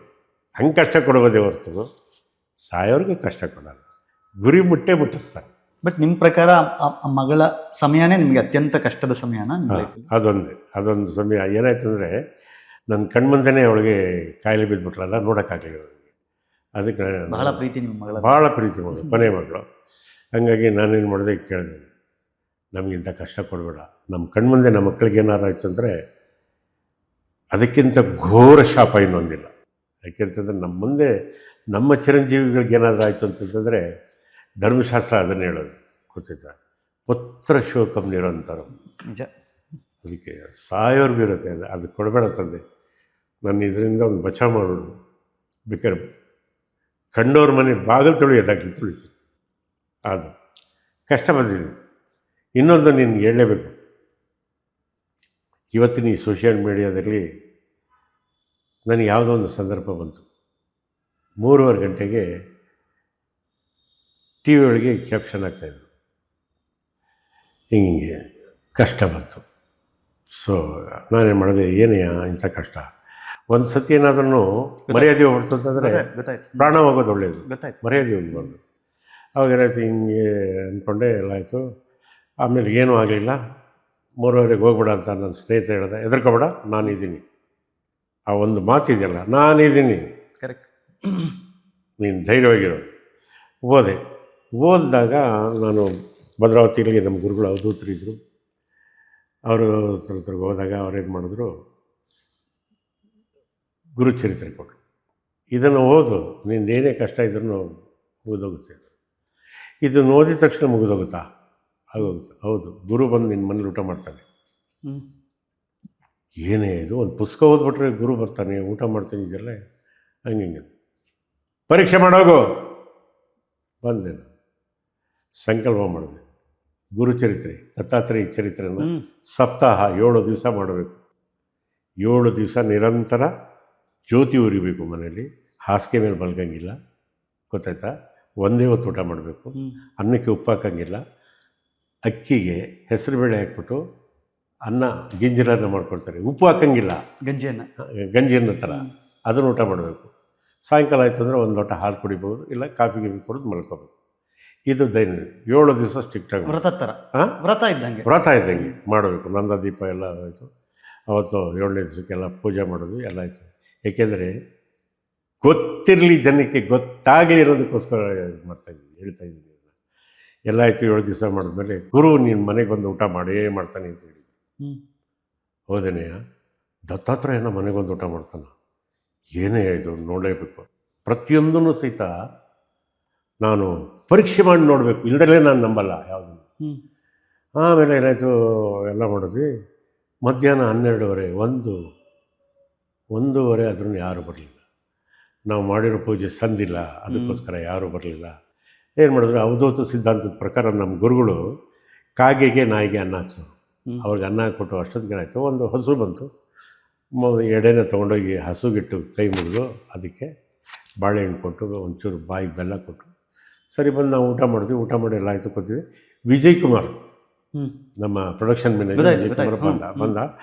ಅವತ್ತು ಶಾರ್ಟ್ ತೆಗಿಬೇಕಾದ್ರೆ 1-2 ಶಾರ್ಟ್ ಬ್ಯಾಲೆನ್ಸ್ ಉಳಿದಿತ್ತಲ್ಲ, ಬಾಂಬೆ ಹೀರೋಯಿನು ಇವತ್ತು ಬಂದುಬಿಟ್ಟಿದ್ದಾಳೆ ಗೊತ್ತದ, ದಯವಿಟ್ಟು ಒಂದು 5 ನಿಮಿಷ ಬಂದ್ಬಿಡೋ, ಇಲ್ಲೇ ಕಂಟಿನ್ಯೂಸ್ ಸ್ಟುಡಿಯೋದಲ್ಲಿ ಕಳಿಸ್ಬಿಡ್ತೀನಿ. ಸೊ ಒಂದು ಪಿಕ್ಚರ್ ಮುಗಿದ್ರೆ ನಮಗೆ ಬೇಗ ಡಬ್ಬಿಂಗ್ ಬರುತ್ತೆ. ಸರಿ ಹೋದೆ, ಮುಗಿಸ್ಕೊಂಡು ಮನೆಗೆ ಬಂದೆ. 3:30 ಆಗಿತ್ತು ಆಗ, ಅಷ್ಟೇ. ಅಷ್ಟು ಜಲ್ದಿ ಹೋಗಿ ಬಂದುಬಿಟ್ಟಿದೆ. ಮಧ್ಯಾಹ್ನ 3:30 ಆಗಿತ್ತು. ನನ್ನ ಹೆಂಡತಿ ಪಕ್ಕದ ಮನೆ ತಮ್ಮನ ಮನೆ ಇತ್ತು, ಸ್ವಂತ ತಮ್ಮನ ಮನೆಯವರು ಕೂತ್ಕೊಂಡು ಮಾತಾಡಿದ್ರು. ನಾನು ಕಾರ್ ಇಳಿದ ತಕ್ಷಣ ಅವಳು ಬಂದು, ಏನೋ ಯಾರಾದರೂ ಬಂದಿದ್ರೆ? ಯಾರೂ ಬಂದಿಲ್ಲ. ನನ್ನ ಚಿಕ್ಕ ಮಗಳಿದ್ಲು ಮನೆಯೊಳಗೆ, ಅರ್ಥ ಆಯ್ತಾ ನಿಮಗೆ? ಚಿಕ್ಕ ಮಗಳಿದ್ದಾಗ ಹೋಗಿ, ಯಾರಾದರೂ ಬಂದಿದ್ರು. ಯಾರು ಬಂದಿದ್ರು? ಚಂದ್ರಶೇಖರ್ ಶಾಸ್ತ್ರಿಗಳು ಅಂತ ಬಂದಿದ್ರು, ತಿಪ್ಟೂರ್ನವರು. ಚಂದ್ರಶೇಖರ್ ಶಾಸ್ತ್ರಿಗಳು ನಮ್ಮ ಮನೆ ಅನುಷ್ಠಾನಕ್ಕೆಲ್ಲ ಅವರೇ ಬರ್ತಾಯಿದ್ರು. ಮನೆ ಗೃಹಪ್ರವೇಶ ಆಗಿರ್ಬೋದು, ನಾಮಕರಣ ಆಗಿರ್ಬೋದು, ಮದುವೆಗಳಾಗಿರ್ಬೋದು, ಅವರೇ ಬಂದು ಪೌರೋಹಿತ್ಯ ಮಾಡ್ತಾಯಿದ್ವಿ. ಏನಂದರು, ಏನೇ ಮನೆಯೊಳಗೆ ಗಮ್ ಅಂತ ವಾಸನೆ ಬರ್ತಾಯಿದೆ, ಏನು ಮಾಡಿದ್ರಿ? ಹಿಂಗೆ ಅಪ್ಪಾಜಿ ಗುರುಚರಿತ್ರೆ ಸಪ್ತಾಹ ಮಾಡಿದರು, ಅದಕ್ಕೆ ಹೋಮ ಧೂಪ ಎಲ್ಲ ವಾಸನೆ ಬರ್ತಾಯಿದೆ. ನನಗೆ ಹಂಗಾರೆ ಹೋಳಿಗೆ ಮಾಡಿದ್ದೀರಾ? 2 ಹೋಳಿಗೆ ಹಾಕ್ಕೊಡವ. ಬಿಸಿ 2 ಹೋಳಿಗೆನ ಬಿಸಿ ಮಾಡಿ ತುಪ್ಪ ಹಾಕಿ ನನ್ನ ಚಿಕ್ಕ ಮಗಳು ಕೊಟ್ಟರು. ತಿಂದಾದ್ಮೇಲೆ, ಅಮ್ಮ ಸಾರು ತುಂಬ ಚೆನ್ನಾಗಿ ಮಾಡಿದ್ದಾರೆ, ಹೋಳಿಗೆ ಸಾರು, ಒಂಚೂರು ಅನ್ನ ಹಾಕ್ತೀನಿ ಗುರುಗಳೇ. ಅಂತಂದಾಗ, ಬೇಡ ಕಣವ, ಹಾಲೈತಾ, ಅದಕ್ಕೊಂಚೂರು ಸಕ್ಕರೆ ಹಾಕು, ಕೇಸರಿ ಇದ್ರೆ ಒಂಚೂರು ಕೇಸರಿ ಹಾಕಿ ಕಾಯಿಸ್ಕೊಡು. ಹಾಲು ಕುಡಿದ್ಮೇಲೆ ಹೇಳಿದ್ರು, ನಾನು ಬಂದು ಹಾಲು ಕುಡ್ಕೊಂಡು ಹೋದೆ ಅಂತ ನಿಮ್ಮ ಅಪ್ಪನಿಗೆ ಹೇಳಬೇಕು. ನಾನು ಬಂದು ಹಾಲು ಕುಡ್ಕೊಂಡು ಹೋದೆ ಅಂತ ನಿಮ್ಮ ಅಪ್ಪನಿಗೆ ಹೇಳಬೇಕು ಅಂತ ಕಾರ್ ಹತ್ರಕ್ಕೆ ಹೋಗೋವ್ರಿಗೂ 3 ಸತಿ ಹೇಳಿದ್ರಂತೆ. ಇಷ್ಟೇ ರೀ ಜೀವನ, ಇಷ್ಟೇ. ನೀನು ಇದೆಯಾ ಅಂದ್ರೆ ಇದೆಯಾ, ನೀನು ಇದೆಯಾ ಅಂತ ನೀನು ನಂಬಿದರೆ ಅವನು ಇದ್ದೇ ಇದ್ದಾನೆ, ನೀನಿಲ್ಲ ಅಂದರೆ ಅವನು ದೇವರೇ ಇಲ್ವೇ. ಆ ನಂಬಿಕೆನೇ ಕಾಪಾಡ್ಕೊಳ್ತು. ಹೌದು. ನೀವು ಆಸ್ಪತ್ರೆಗೆ ಹೋಗಿಲ್ಲ ಅಂತಂದ್ರು ದೇವಸ್ಥಾನಕ್ಕೆ ಹೋಗ್ತಿದ್ರಂತೆ ಅಷ್ಟು ದಿನ. ನಾನು ಇವತ್ತೂ ಸಹಿತ ನಮ್ಮ ಗುರುಗಳಿಗೆ, ಈಗ ಇದೇ ತಿಂಗಳು 29ನೇ ತಾರೀಕು ನನ್ನ ಮದುವೆಯಾಗಿ 51ನೇ ವರ್ಷದ್ದು ವೆಡ್ಡಿಂಗ್ ಆನಿವರ್ಸರಿ. ಅಲ್ಲಿ ಹೋಮ ಮಾಡ್ತೀವಿ, ಗೊತ್ತಾಯ್ತರ. ನಾವು ಸಾಮಾನ್ಯರಂತೆ ಕಸ ಹೊಡಿತೀವಿ, ನೀರು ಹಾಕ್ತೀವಿ, ಸೇವೆ. ಹೌದು, ಸೇವೆ. ಏಕೆಂದರೆ ಪುರಂದರದಾಸರು ಹೇಳೋದು ಇದನ್ನೇ, ದರಿದ್ರ ನಾರಾಯಣನ ಸೇವೆ ಇದೆಯಲ್ಲ, ಬಹಳ ಬೇಗ ಅವನ ಮನ ಮುಟ್ಟುತ್ತಂತೆ. ಅಯ್ಯೋ ಅಂತ. ತಮಾಷೆಗಲ್ಲ, ನಿಜ. ಅಷ್ಟೇ ಜೀವನ. ಆ ನಂಬಿಕೆ, ಆ ದೇವರ ಭಕ್ತಿ, ಪುಸ್ತಕಗಳ ಮೇಲಿನ ಪ್ರೀತಿ, ಕನ್ನಡದ ಮೇಲಿನ ಪ್ರೀತಿ, ಕುಟುಂಬದ ಮೇಲಿರೋ ಪ್ರೀತಿ. ಹೌದು. ನನಗೆ 2 ಕಾದಂಬರಿಗಳು ಇವತ್ತೂ ಸಹಿತ 100 ಕಾದಂಬರಿಗಳು ಓದಿದ್ದೀನಿ, ಇಲ್ಲ ಅಂತಲ್ಲ. ಆದರೆ 2 ಕಾದಂಬರಿಗಳು ನನ್ನ ಮೇಲೆ ಬಲವಾಗಿ ಅಚ್ಚೊತ್ತದಷ್ಟು ಇನ್ಯಾವ ಕಾದಂಬರಿಗಳು. ಒಂದು VS ಖಾಂಡೇಕರ್ ಅಂತ, VS ಖಾಂಡೇಕರ್, ವಿಷ್ಣು ಸಖಾರಾಮ್ ಖಾಂಡೇಕರ್ ಅಂತ ಬರೆದಿರೋದು ಯಯಾತಿ. ಕನ್ನಡಕ್ಕೆ ತರ್ಜುಮೆ ಮಾಡಿರೋದು VM ಇನಾಮ್ದಾರ್. ಅರ್ಥ ಆಯ್ತಾ? ಇನ್ನೊಂದು ನೃಪತುಂಗ, ಅಮೋಘ ವರ್ಷ ನೃಪತುಂಗ, ಅದನ್ನು ಬರೆದಿದ್ದು ತಾರಾ ಸುಬ್ರಾವ್. ಇವೆರಡು ಕಾದಂಬರಿ ಇದಲ್ಲ, ಸಾಕು ಜೀವನ. ಅದನ್ನು ಅರ್ಥ ಮಾಡ್ಕೊಂಬಿಟ್ರೆ ಅಬ್ಬಾ, ನೀನೇನು ಕಲಿತೆ ಅಂತ ಕೇಳಬೇಕು ನೀನು ನೃಪತುಂಗದಲ್ಲಿ. ಏಕೆಂದರೆ ನ್ಯಾಯನಿಷ್ಠೂರನಾದ ದೊರೆ ಅವನು. ಮಗನ್ನೇ ನೇಣಿಗಾಕೋಕ್ಕೂ ಹೆದರ್ಕೊಳ್ಳಲ್ಲ ಅವನು. ಎಳ್ಕೊಂಬಂದು ನಿಲ್ಲಿಸಿರ್ತಾರೆ, ಅಪರಾಧಿ ಸ್ಥಾನದಲ್ಲಿ ನಿಂತಿರ್ತಾನೆ. ತಂದೆ ಚಕ್ರವರ್ತಿ ಬಂದು ನಿಂತ್ಕೊಂಡ್ಬಿಟ್ಟು ಸಭೆ ಕೈ ಮುಗಿತಾನೆ. ಈಗ ಒಂದು ಸಣ್ಣ ಪಿನ್ ಬಿದ್ದರೂ ಶಬ್ದ ಕೇಳುತ್ತಂತೆ, ಅಷ್ಟು ನಿಶಬ್ದರಾಗಿ ಜನ ನಿಂತಿದ್ರು. ಬಂದ್ಬಿಟ್ಟು ಜನಗಳಿಗೆ ಕೈ ಮುಗಿದು ಕೇಳ್ತಾನೆ, ಇಂದಿನ ಸಭೆ ಎಂದಿನಂತಹುದಲ್ಲ. ಶಿಕ್ಷೆ ವಿಧಿಸಬೇಕಾಗಿರುವವರು ಪ್ರಭುಗಳು. ಅಪರಾಧಿಯ ಸ್ಥಾನದಲ್ಲಿ ನಿಂತಿರುವುದು ನಮ್ಮ ಸುಪುತ್ರರು. ನಾನು ಕೊಡುವ ತೀರ್ಪಿನಲ್ಲಿ ನಿಮಗೆ ಯಾರಿಗಾದರೂ ಅನುಮಾನವಿದ್ದಲ್ಲಿ ಈ ತೀರ್ಪು ನೀಡುವವರೆಗೂ ಈ ನ್ಯಾಯಸ್ಥಾನದಲ್ಲಿ ಬೇರೆಯವರನ್ನು ಕೊಳ್ಳಿರಿಸಬಹುದು. ಅಪ್ಪಣೆ ಕೊಡಿಸಬೇಕು ಅಂತ ಕೈ ಮುಗಿತಾನೆ. ಯಾವ ದೊರೆ ಆ ಥರ ಕೈ ಮುಗಿತಾನೆ? ಪ್ರಭುಗಳ ನಿಷ್ಪಕ್ಷಪಾತ ಬುದ್ಧಿಯಲ್ಲಿ ನಮಗೆ ನಂಬಿಕೆ ಇದೆ. ನೀವೇ ಆ ಜಾಗಕ್ಕೆ ಕೂತ್ಕೋಬೇಕು ಅಂತ ಹೇಳ್ತಾರೆ, ಕೂತ್ಕೋತಾನೆ. ಹಂಗಾದ್ಮೇಲೆ ಅಪರಾಧಿ ಮಾಡಿರೋದನ್ನೆಲ್ಲ ಓದಿ, ಲೀಸ್ಟು ಎಲ್ಲ ಓದಿ ಹೇಳ್ತಾರೆ. ಇದೆಲ್ಲ ಮಾಡಿರೋದು ಸರಿ ತಪ್ಪಂತಾನೆ ಅಪರಾಧಿ. ಖಂಡಿತ ನಾವು ಮಾಡಿದ್ದು ಸತ್ಯ, ನಾನೇ ಮಾಡಿರೋದು. ಹಂಗಿದ್ಮೇಲೆ ತಡೆ ಯಾಕೆ? ನಮ್ಮ ರಾಜ್ಯಶಾಸನದ ಪ್ರಕಾರ ಏನಿದೆ ಅಂತಂದಾಗ ದೇಶದ್ರೋಹಿಗಳಿಗೆ ನೇಣುಗಂಬ ನಿಗತಿ. ಸರಿ, ನಾಳೆ ಪ್ರಾತಃ ಕಾಲ ಸೂರ್ಯೋದಯಕ್ಕೆ ಮುಂಚೆ ನನ್ನ ಮಗನ ನೇಣಾಕೊಡಿ. ಸ್ವಂತ ಮಗನಿಗೆ? ಹೌದು, ನೇಣಾಕೊಡಿ ಅಂತಾನೆ. ಅದು ಒಬ್ಬ ಅಮೋಘ ವರ್ಷ ನೃಪತುಂಗ. ಅವ್ರದ್ದು ಎಲ್ಲಿಂದ ಎಲ್ಲಿವರೆಗೂ ಇತ್ತು ಗೊತ್ತರ ಸಾಮ್ರಾಜ್ಯ? ಕಾವೇರಿಯಿಂದ ಗೋದಾವರಿವರೆಗಿದ್ದ ನಾಡಿದು ಕನ್ನಡವೇ. ಹೆಂಗಿದೆ ನೋಡ್ರಿ. ಪದವನರಿದು ನುಡಿಯಲು, ನುಡಿದುದನರಿದು ಧಾರೆಯಲು, ಆತ್ಮರಾನಾಡವರಗಳು ಚದುರ, ನಿಜದಿಂ ಚದುರ. ಎಷ್ಟು ಚೆನ್ನಾಗಿದೆ ನೋಡಿ ಕನ್ನಡ. ನೃಪತುಂಗ ಅದನ್ನು ಹೇಳ್ತಾನೆ. ಅವಾಗ ಎಲ್ಲ ಗುಜು ಗುಜು ಗುಜು ಗುಜು ಗುಜು ಗುಜು ಗುಜು ಗುಜು ಗುಜು ಗುಜು ಗುಜು ಇರೋನೊಬ್ಬ, ಅವನೋಗ್ಬಿಟ್ರೆ ಉತ್ತರಾಧಿಕಾರಿ ಇಲ್ಲ. ಅಷ್ಟರೊಳಗೆ ಒಂದು ಹೆಣ್ಣು ಮಗು ಘೋಷ ಹಾಕ್ಕೊಂಡು ಹಿಂಗೆ ಬರುತ್ತೆ. ಆ ರಾಜ ಗಾಂಭೀರ್ಯದಲ್ಲಿ ಬಂದು ಮುಂದುಗಡೆ ನಿಂತ್ಕೊಳ್ಳುತ್ತೆ. ಯಾರು ತಾಯಿ ನೀವು ಕೇಳ್ತಾರೆ. ಸಭೆ ಸ್ತಬ್ಧ ಆಗುತ್ತೆ. ರಾಜ ಪರಿವಾರದ ಹೆಣ್ಣು ಮಕ್ಕಳು ಹೀಗೆ ಬಹಿರಂಗವಾಗಿ ಬರಬಾರದಾದರೂ ಅತ್ಯವಸರವಾಗಿ ಬಂದ ನನ್ನ ಅವನೀಯವನ್ನು ಮನ್ನಿಸಿ ಮನವಿಯನ್ನು ಲಾಲಿಸಬೇಕು ಅಂತ ಹೇಳು ತಾಯಿ. ಅಪರಾಧಿಗೆ ಶಿಕ್ಷೆ ಕೊಟ್ಟದ್ದು ಸರಿ ಇದೆ. ಅವರ ಶಿಕ್ಷೆಯಲ್ಲಿ ನನಗೂ ಭಾಗವನ್ನೇಕೆ ಕೊಟ್ಟಿರಿ? ಅಪರಾಧಿ ಸ್ಥಾನದಲ್ಲಿ ನಿಂತಿರುವವರು ನನಗೆ ಅಗ್ನಿಸಾಕ್ಷಿಯಾಗಿ ಮಾಂಗಲ್ಯ ಧಾರಣೆ ಮಾಡಿದ ನನ್ನ ಪತಿದೇವರು ಅಂತ ತಿಳಿಯುತ್ತಾರೆ. ಗೊತ್ತಿರಲ್ಲ ಅಮೋಘ ವರ್ಷ. ಅಮೋಘ ವರ್ಷನಿಗೆ ಅವನು ಮದುವೆ ಆಗಿರೋದೇ ಗೊತ್ತಿರಲ್ಲ. ಅವಾಗ ಹೇಳ್ತಾಳೆ, ಗಂಡ ಮಾಡಿದ ತಪ್ಪಿಗೆ ಹೆಂಡತಿಗೂ ಶಿಕ್ಷೆ ಕೊಡಬೇಕು ಅಂತ ಯಾವ ಕಾನೂನಲ್ಲೂ ಇಲ್ಲ ತಾಯಿ, ನಾನು ಹಂಗೆ ಕೊಡೋದು ಇಲ್ಲ. ಹೆಣ್ಣು ಅಂದರೆ ನನಗೆ ತಾಯಿ ಸಮಾನ. ತಪ್ಪು ಮಾಡಿದವನು ಶಿಕ್ಷೆ ಅನುಭವಿಸ್ಬೇಕು. ಇಲ್ಲ ಅಂತಂದರೆ ಆ ತಪ್ಪಿಗೆ ನಾವೇ ನೀರಿದು ಸಾಕದಂಗೆ ಆಗುತ್ತೆ. ಸಲ್ಲದ ಮಾತಿದು. ಹಂಗಂದಿದ ತಕ್ಷಣವೇ ನಾನು ಅವನು ಕೊಡೋಕ್ಕೆ ಸಾಧ್ಯನೇ ಇಲ್ಲ ಅಂದಿದ ತಕ್ಷಣವೇ ಕವಿ ಎಷ್ಟು ಚೆನ್ನಾಗಿ ವರ್ಣಿಸ್ತಾರೆ. ತಾರಾ ಸುಬ್ರಾಯರು ಬುಡ ಕತ್ತರಿಸಿದ ಬಾಳೆಯಂತೆ ನೆಲಕ್ಕೆ ಕುರುಳಿದಳು, ಬಿದ್ದುಬಿಡ್ತಾಳೆ, ಮೂರ್ಛೆ ಹೋಗ್ಬಿಡ್ತಾಳೆ. ಬುಡ ಕತ್ತರಿಸಿದ ಬಾಳೆಯಂತೆ ನೆಲಕ್ಕೆ ಕುರುಳಿದಳು, ಬಾಲೆ ಬಿದ್ದೋಗ್ತಾನೆ. ಬಿದ್ದಿದ ತಕ್ಷಣ ಏನಾಗುತ್ತೆ ಅಂದರೆ ಆವಾಗ ಕೇಳ್ತಾರೆ ಎಲ್ಲರೂ, ಶಿಕ್ಷೆಗಾಗಲಿ ರಕ್ಷೆಗಾಗಲಿ ನಿಮಗೆ ಅಧಿಕಾರವನ್ನು ಕೊಟ್ಟಿದ್ದು ಯಾರು ಮಹಾಪ್ರಭು ಅಂತ ಕೇಳ್ತಾರೆ. ಯಾರೋ ರಾಜ ಪುರೋಹಿತರು ಕೇಳ್ತಾರೆ. ಅದನ್ನು ಗುಣಭದ್ರಾಚಾರ್ಯರು ಅಂತ ಪ್ರಜೆಗಳಿಗೆ ತೋರಿಸ್ತಾನೆ, ಅವರಿಗೆ ಕೊಟ್ಟಿರೋದು. ಅಂದಮೇಲೆ ನೀವು ಅವ್ರಿಗೇನಾಗಬೇಕು? ಅವರು ಮಾಡಿದ ಸೇವೆಯನ್ನು ಸ್ಮರಿಸುತ್ತಾ ಅವರ ಆಹ್ವಾನವನ್ನು ತಲೆಯ ಮೇಲೆ ಹೊತ್ತು ನಡೆಯುವ ನಾವಿಕರು ನಾವು, ದೇಶಗತಿಯು. ಅವ್ರು ಹೇಳಿದ್ರೆ ನಾವು ಮಾಡದೆ ನಮ್ಮ ಕರ್ತವ್ಯ. ಅವ್ರು ಹೇಳ್ತಾ ಇದ್ದಾರೆ, ಏನು ಹೇಳ್ತಾ ಇದ್ದಾರೆ ಕೇಳಿ ಅಂತಾರೆ, ಕ್ಷಮಾದಾನ ನೀಡಿ, ಕ್ಷಮಾದಾನ ನೀಡಿ, ಕ್ಷಮಾದಾನ ನೀಡಿ ಇವರೇ ಕೂಗ್ತಾರೆ. ಆವಾಗ ಅವ್ರು ಹೇಳ್ತಾರೆ, ಅದಕ್ಕೆ ಹೇಳಿದ್ದು ನಾನು ಈ ಜಾಗದಲ್ಲಿ ತೀರ್ಪು ಕೊಡೋದಕ್ಕಿಂತ ಮುಂಚೆ ಯಾರಾದರೂ ಕೂರಂಗಿದ್ರೆ ಕೂತ್ಕೊಳ್ಳಿ ಅಂತ. ನನ್ನನ್ನು ಇವತ್ತು ಬದಲಾಯಿಸೋಕ್ಕಾಗಲ್ಲ ನೀವು, ಎಚ್ಚರಿಕೆ. ಸ್ತಬ್ಧ ಆಗ್ತಾರೆ. ಆದ್ರೂ ಎಲ್ಲ ಅಳಕ್ಕೆ ಶುರು ಮಾಡ್ಬಿಡ್ತಾರೆ. ಆ ಮನುಷ್ಯ ಬದಲಾಗಲ್ಲ. ಆವಾಗ ಕೊನೆಯ ಲಾಸ್ಟ್ಗೆ ಏನಾಗುತ್ತೆ ಅಂತಂದರೆ, ಅಪರಾಧಿಯನ್ನು ಬಂಧನದಿಂದ ಬಿಡುಗಡೆ ಮಾಡಿ ಅಂತ ಹೇಳ್ತಾನೆ. ಇನ್ನಾದರೂ ರಾಷ್ಟ್ರಕೂಟದ ವಂಶದ ಕೀರ್ತಿಯನ್ನು ಮೆರೆಸುವ ಗುರುತರವಾದ ಜವಾಬ್ದಾರಿ ಅವರ ಮೇಲಿರ್ತದೆ ಎಂದು ತಿಳಿಸಿ ಮುಂದಕ್ಕೆ ಅವರೇ ನೋಡ್ಕೊಳ್ಳಿ. ಕಿರೀಟ ತೆಗೆದು ಕೆಳಗಡೆ ಇಟ್ಟು ಸೊಸೆ ಹತ್ರ ಕೊಡೋಗ್ತಾನೆ. ಕೊಡೋಗಿ ಎತ್ತಿ ನಿಲ್ಲಿಸ್ಕೊಳ್ತಾನೆ. ನಿನ್ನ ಮಾಂಗಲ್ಯ ಭಾಗ್ಯ ದೊಡ್ಡದು ತಾಯಿ, ನನ್ನ ಮಗನ ನೋಡಿಸಿಕೊಟ್ಟೆ. ತಪ್ಪಿಕೊಳ್ತಾನೆ. ಸರ್, ಇದನ್ನೆಲ್ಲ ಇದನ್ನು ಓದಿ ಆನಂದಿಸ್ಬೇಕೆ ಹೊರತು ಹೇಳಿದ್ರೆ ಮಜಾ ಬರೋಲ್ಲ ಸರ್. ಅಲ್ವಾ ಕೀರ್ತಿ ನಾನು ಹೇಳೋದು?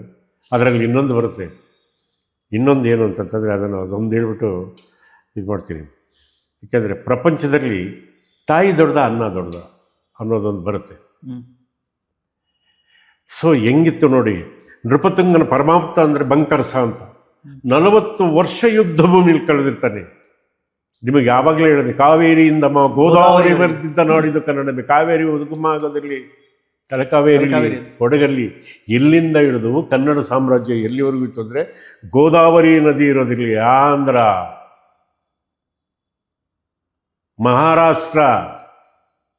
ಮಹಾರಾಷ್ಟ್ರದಾಚೆ ಇರೋದು, ತ್ರಯಂಬಕೇಶ್ವರಿ ಇರೋ ಜಾಗ ಗೋವಿನ ಕಿವಿ ಇದ್ದಂಗಿರುತ್ತೆ. ಅಲ್ಲಿವರೆಗೂ ಕರ್ನಾಟಕ ಸಾಮ್ರಾಜ್ಯ, ಕನ್ನಡ ನೆಲ ಹಬ್ಬಿತ್ತು. ಗೊತ್ತಾ? ಅದನ್ನು ರಟ್ಟೆ ಗಟ್ಟಿ ಮಾಡಿ 40 ವರ್ಷ ಯುದ್ಧ ಭೂಮಿಲಿರ್ತಾನೆ ಬಂಕರಸ. ಬಂಕರಸನು ಸೇನಾಧಿಪತಿ ಬಂಕರಸರು, ಇವರು ರಾಷ್ಟ್ರಕೂಟರ ದೊರೆ ಅಮೋಘ ವರ್ಷ ನೃಪತುಂಗನು ಒಂದೇ ಗುರುವಿನ ಶಾಲೆಯಲ್ಲಿ ಕೂತ್ಕೊಂಡು ವಿದ್ಯೆ ಕಲ್ತಿರ್ತಾರೆ. ಅಷ್ಟಾದ್ರೂ ಅವನ್ನ ಚಕ್ರವರ್ತಿಗೆ ಏನು ಗೌರವ ಕೊಡಬೇಕೋ ಅದನ್ನೇ ಕೊಡ್ತಿರ್ತಾರೆ. ಒಂದು ದಿವಸ ರಾಜಪುಸ್ತಕ ಬಂಕರಸ ಬಂದಿದ್ದಾರೆ ಇದ್ರೆ ಅವ್ರನ್ನ ಕೇಳಿಬಿಡೋ ಅಂಥದ್ದೇನು, ಒಳಗಡೆ ಬಿಡಿ ಅಂತ. ಬಂದಿದ ತಕ್ಷಣ ಹಿಂಗೆ ಮಂಡಿ ಹೊರ್ತಾರೆ ಅವರು. ಯಾಕೆ ಯಾವಾಗ ಪ್ರಾಣ ಸ್ನೇಹಿತ ಅವನಿಗೆ ಎಲ್ಲಿ ಇಲ್ಲಿ ಇಟ್ಕೊಂಡಿರ್ತಾನೆ, ಎದ್ದಿಂದ್ಕೊಂಡು ಏನಾಯ್ತು ಬಂಕರಸ್ರೆ ಅಂತ. ನನಗೆ 40 ವರ್ಷ ಯುದ್ಧ ಭೂಮಿಯಲ್ಲಿ ಕಳೆದದ್ದಾಯಿತು ಮಹಾಪ್ರಭು. ಈ ತೋಳಿಗೆ ತುಕ್ಕು ಹಿಡಿಯುತ್ತಿದೆ, ವಿಶ್ರಾಂತಿ ಬಯಸುತ್ತಿದೆ. ನನ್ನ ಜಾಗಕ್ಕೆ ಬೇರೆ ಯಾರನ್ನಾದರೂ ನೀವೇ ವಹಿಸಿಬಿಡಿಯುತ್ತೆ. ಆವಾಗ ಮಂತ್ರಿಮಂಡಲವನ್ನೆಲ್ಲ ಕರೆಸಿ ಗುರುಗಳ ಮುಂದೆ ಕೂರಿಸಿ ಅವ್ರಿಗೊಂದು ಪಂದ್ಯಮ ಅಂತ ಮಾಡಿ ಆವಾಗ ಅದನ್ನು ಅನೌನ್ಸ್ ಮಾಡ್ತಾರೆ. ರಾಷ್ಟ್ರಕೂಟರಿಗೆ ದಂಡನಾಯಕ ಆಗಬೇಕು, ಕಮಾಂಡರ್ ಇನ್ ಚೀಫ್. ಎಷ್ಟು ಜನ ಬರ್ತಾರ್ರಿ, ಮಾಂಡಲಿಕರು, ಕೊತ್ವಾಲರು, ಅವರು ಇವರು, ಗರಡಿ ಮನೆಯವರು, ಅಂಥವ್ರು ಇಂಥವ್ರು ಎಲ್ಲ ಸೇರ್ತಾರೆ. ಸ್ಪರ್ಧೆ ಅಷ್ಟೇ, ಕಿರಿದಾದಂತಹ ಸಸಿಗಳನ್ನು ನೆಟ್ಟಿರ್ತಾನೆ, ಸಣ್ಣ ಸಣ್ಣ ಬದುಗಳು ಮಾಡಿ. ಗೊತ್ತಾಯ್ತಾ? ಕತ್ತಿ ತಗೋಬೇಕು ಅಲ್ಲಿಂದ ಹೋಗಿ, ಆಯಿತಾ? ಒಂದು. ಎರಡನೇದು ಒಂದು ವೈವ ಅಂದರೆ ಪ್ರಶ್ನೆ ಕೇಳ್ತಾರೆ, ಉತ್ತರ ಕೊಡಬೇಕು. ಎಲ್ಲರೂ ಇದಾಗುತ್ತೆ. ಕೇಳಿದಾಗ ಎಲ್ಲ ವೈವಾದಲ್ಲಿ ಕೇಳ್ತಾರೆ, ಅನ್ನ ದೊಡ್ಡದು ತಾಯಿ ದೊಡ್ಡದು? ತಾಯಿ ದೊಡ್ಡದು. ತಾಯಿಗಿಂತ ಮಿಗಿಲ ದೇವರು ಇನ್ನೊಬ್ಬಳ ಇಲ್ಲ. ಯಾಕೆ ಅನ್ನಿ, ಹೊತ್ತು ಸಾಕೋದಷ್ಟೇ ಇಲ್ಲ, ಹೊಟ್ಟೆಲಿ ಮಗು ಬಿದ್ದಾಗಲಿಂದ ಹಿಡಿದು ಒಂದು ತಿಂದರೆ ಹೆಚ್ಚು, ಒಂದು ತಿಂದರೆ ಕಮ್ಮಿ, ಇದನ್ನು ತಿನ್ನಬೇಕು, ಇದನ್ನು ತಿನ್ನಬಾರ್ದು, ಯಾವ ದೇವ್ರಿಗೆ ಹೇಳಿದ್ರು ನಮಸ್ಕಾರ ಮಾಡ್ತಾಳೆ. ನನ್ನ ಉದರದಲ್ಲಿ ಹುಟ್ಟೋ ಮಗುಗೆ ಆಯುಷ್ಯು, ಆರೋಗ್ಯ ಎಲ್ಲ ಕೊಟ್ಟು ಕಾಪಾಡು, ವಿದ್ಯಾವಂತನ ಮಾಡು, ಈ ನಾಡಿಗೆ ಒಬ್ಬ ದೊರೆ ಆಗಂಗೆ ಮಾಡು ಅಂತ ಎಷ್ಟು ದೇವ್ರನ್ನ ಬೇಡ್ಕೊಂಡಿರ್ತಾರೆ. ಅವಳಿಗಿಂತ ಮಿಗಿಲಾದ ಯಾವುದು? ದೂರದಲ್ಲಿ ಚಿಕ್ಕಿ ಚಂದ್ರಮ್ಮ ಇದೆ, ಚಂದ್ರಮ್ಮನ ತೋರಿಸಿ ನೋಡು, ಸೋದರಮ್ಮನ ನಂಟು ಕಟ್ತಾಳೆ ಅಲ್ಲೇನ್ರಿ. ಗೊತ್ತಾಯ್ತಾ? ಒಳ್ಳೊಳ್ಳೆ ವೀರರ ಕಥೆ ಹೇಳ್ತಾಳೆ. ಅವಳಿಗಿಂತ ಮಿಗಿಲಾದ ಇನ್ನೇನು? ಎಲ್ಲರೂ ಒಪ್ಕೊತಾರೆ. ಆದರೆ 18 ವರ್ಷದ ಲೋಕಾದಿತ್ಯ ಬಂಕರಸರ ಮಗ ಹೇಳ್ತಾನೆ, ತಾಯಿ ದೊಡ್ಡದು ಅನ್ನೋದಂದರೆ ತಾಯಿ ದೊಡ್ಡವಳಲ್ಲ, ಅನ್ನನೇ ದೊಡ್ಡದು. ಎಲ್ಲರೂ ಕತ್ತಿರಿದು ನಿಂತ್ಕೊಂಡ್ಬಿಡ್ತಾರೆ ಹೊಡೆಯೋಕ್ಕೆ. ಆವಾಗ ತೀರ್ಪುಗಾರರು ಹೇಳ್ತಾರೆ, ಅವನು ಹೇಳಿದ ಅಕ್ಷರ ಸತ್ಯ ಇದೆ, ಅವನು ಹೇಳಿದ್ದು ಅಕ್ಷರ ಸತ್ಯ ಇದೆ, ಒಪ್ಕೋಬೇಕು ನೀವು. ಏನು ಹೇಳ್ತಾರೆ ಅಂತ ನೋಡಿದ್ರೆ, ಅವನು ಹೇಳಿದ ಸತ್ಯ ಏನು ಅಂದರೆ ಅವನ ಬಾಯಿಲೆ ಕೇಳಿ. ಅವನು ಹೇಳ್ತಾನೆ, ಮನುಷ್ಯನಾದವನು ತಾಯಿ ಸತ್ರು ಬದುಕ್ತಾನೆ, ಅನ್ನ ಇಲ್ಲದಲ್ಲ ಇದ್ದರೆ ಬದುಕಕ್ಕೆ ಸಾಧ್ಯನೇ ಇಲ್ಲ. ಯಾಕೆಂದರೆ ಅನ್ನದಿಂದ ಜನಿಸಿದುದು ಈ ಅಖಿಲ ಚರಾಚರ ಜಗತ್ತು. ಈ ಅಖಿಲ ಚರಾಚರ ಜಗತ್ತು ಅಷ್ಟೇ ಅಲ್ಲ, ಕ್ರಿಮಿ ಕೀಟಗಳಿಗೂ ಸಹಿತ ಅನ್ನ ಇಲ್ಲದಲ್ಲಿದ್ದು ಬದುಕಕ್ಕಾಗಲ್ಲ ಅಲ್ವಾ ಸರ್? ಅವಾಗ ಅವನಿಗೆ ಮಹಾದಂಡ ನಾಯಕನ ಪಟ್ಟ ಕಟ್ತಾರೆ. ಇದು ನಿಮಗೆ ಸಿಗೋದು ಒಂದು ಯಾತಿ ಒಳಗೆ, ತಮಾಷೆಗಲ್ಲ. ಅಯ್ಯೋ ಅದ್ಭುತ ಕನ್ನಡದ ಇದಲ್ಲ. ನೀವು ನನ್ನ ಮನೆಗೆ ಬರ್ರಿ ಕೀರ್ತಿ, ಇಲ್ಲಿ ತೆಗೆದು ನೀವು ನಮ್ಮ ಮನೇಲಿ ತೆಗೆದಿದ್ರೆ ಸುಮಾರು 3,000 4,000 ಪುಸ್ತಕಗಳಿದ್ದಾವೆ. ಹೌದಾ? ಹೌದು. ಈಗಲೂ ಓದ್ತೀರಿ? ಏಕೆಂದರೆ ಹೌದು, ಓದಬೇಕು. ಓದೋದ್ರಿಂದ ಜ್ಞಾನಾರ್ಜನೆ ಆಗುತ್ತೆ ಹೊರತು ಮೊಬೈಲಿಂದ ಖಂಡಿತ ಜ್ಞಾನಾರ್ಜನೆ ಆಗಲ್ಲ, ತಮಾಷೆಗಲ್ಲ. ಗೊತ್ತಾಯ್ತಾ? ನಿಮ್ಮ ಸಹೋದ್ಯೋಗಿಗಳಲ್ಲಿ ಯಾರಿಗಿತ್ತು ಅಂದರೆ ವಿಷ್ಣುವರ್ಧನ್ ಸರ್ ಓದ್ತಾ ಇದ್ರು ಅಂತ ಕೇಳಿ? ಹೌದು. ವಿಷ್ಣು ಕೊನೆಗೆ ಆಧ್ಯಾತ್ಮ ಅಂತಂತಂದರೆ ಏನಾದರೂ ಅದ್ರ ಬಗ್ಗೆ ಡಿಸ್ಕಷನ್ ಮಾಡಿದ್ರೆ ಎಷ್ಟು ಕ್ಲೀನಾಗಿ ಮಾತಾಡೋರು ಅಂದರೆ, ಕೆಲವೊಂದಕ್ಕೆ ನನಗಾಯಪ್ಪ ಗುರು ಹೌದು. ಒಂದು 40 ಸಿನಿಮಾ ಮಾಡಿದ್ರ ಅವ್ರ ಜೊತೆ? ಹಾಂ, 39 ಹೈಯೆಸ್ಟ್ ಅವ್ರ ಜೊತೆ? ಹಾಂ, ಹೈಯೆಸ್ಟ್ ಅವ್ರ ಜೊತೆ? ಅವ್ರ ಜೊತೆ. ಅವರಾದ್ಮೇಲೆ ಅಂಬರೀಷ. ಹೆಂಗೆ ಅವ್ರ ಜೊತೆ ಒಡನಾಟ ನಿಮ್ಮದು? ಅಯ್ಯೋ ಅಯ್ಯೋ ಅಯ್ಯೋ ಅಯ್ಯೋ ಸರ್, ನಾನು ಆ ವಿಷಯದಲ್ಲಿ ಪುಣ್ಯ ಸರ್. ಕನ್ನಡಕ್ಕೆ 4 ಈಗ ಒಂದು ಮದುವೆ ಅಂದರೆ 4 ಚಪ್ರ 4 ಕಂಬಗಳು ಯಾಕೆ ಹಾಕ್ತಾರೆ? ಮನುಷ್ಯನ ಜೀವನಕ್ಕೂ 4 ಕಂಬಗಳು ಭಾಳ ಪಿಲ್ಲರ್. ನನಗೆ ಸಿನಿಮಾ ಲ್ಯಾಂಡಿಗೆ 4 ಪಿಲ್ಲರ್ಗಳು ಅಂತಂದರೆ, ಒಂದು ಡಾಕ್ಟರ್ ರಾಜ್ಕುಮಾರ್, ಇನ್ನೊಂದು ವಿಷ್ಣುವರ್ಧನ್, ಇನ್ನೊಂದು ಅಂಬರೀಷ, ಇನ್ನೊಂದು ಶಂಕರ್ ನಾಗ್. ಇವು 4 ಅದ್ರ ಮೇಲೆ ಸೌದ ಕಟ್ಕೊಂಡು ಚೆನ್ನಾಗಿದ್ದೀವಿ ಸರ್.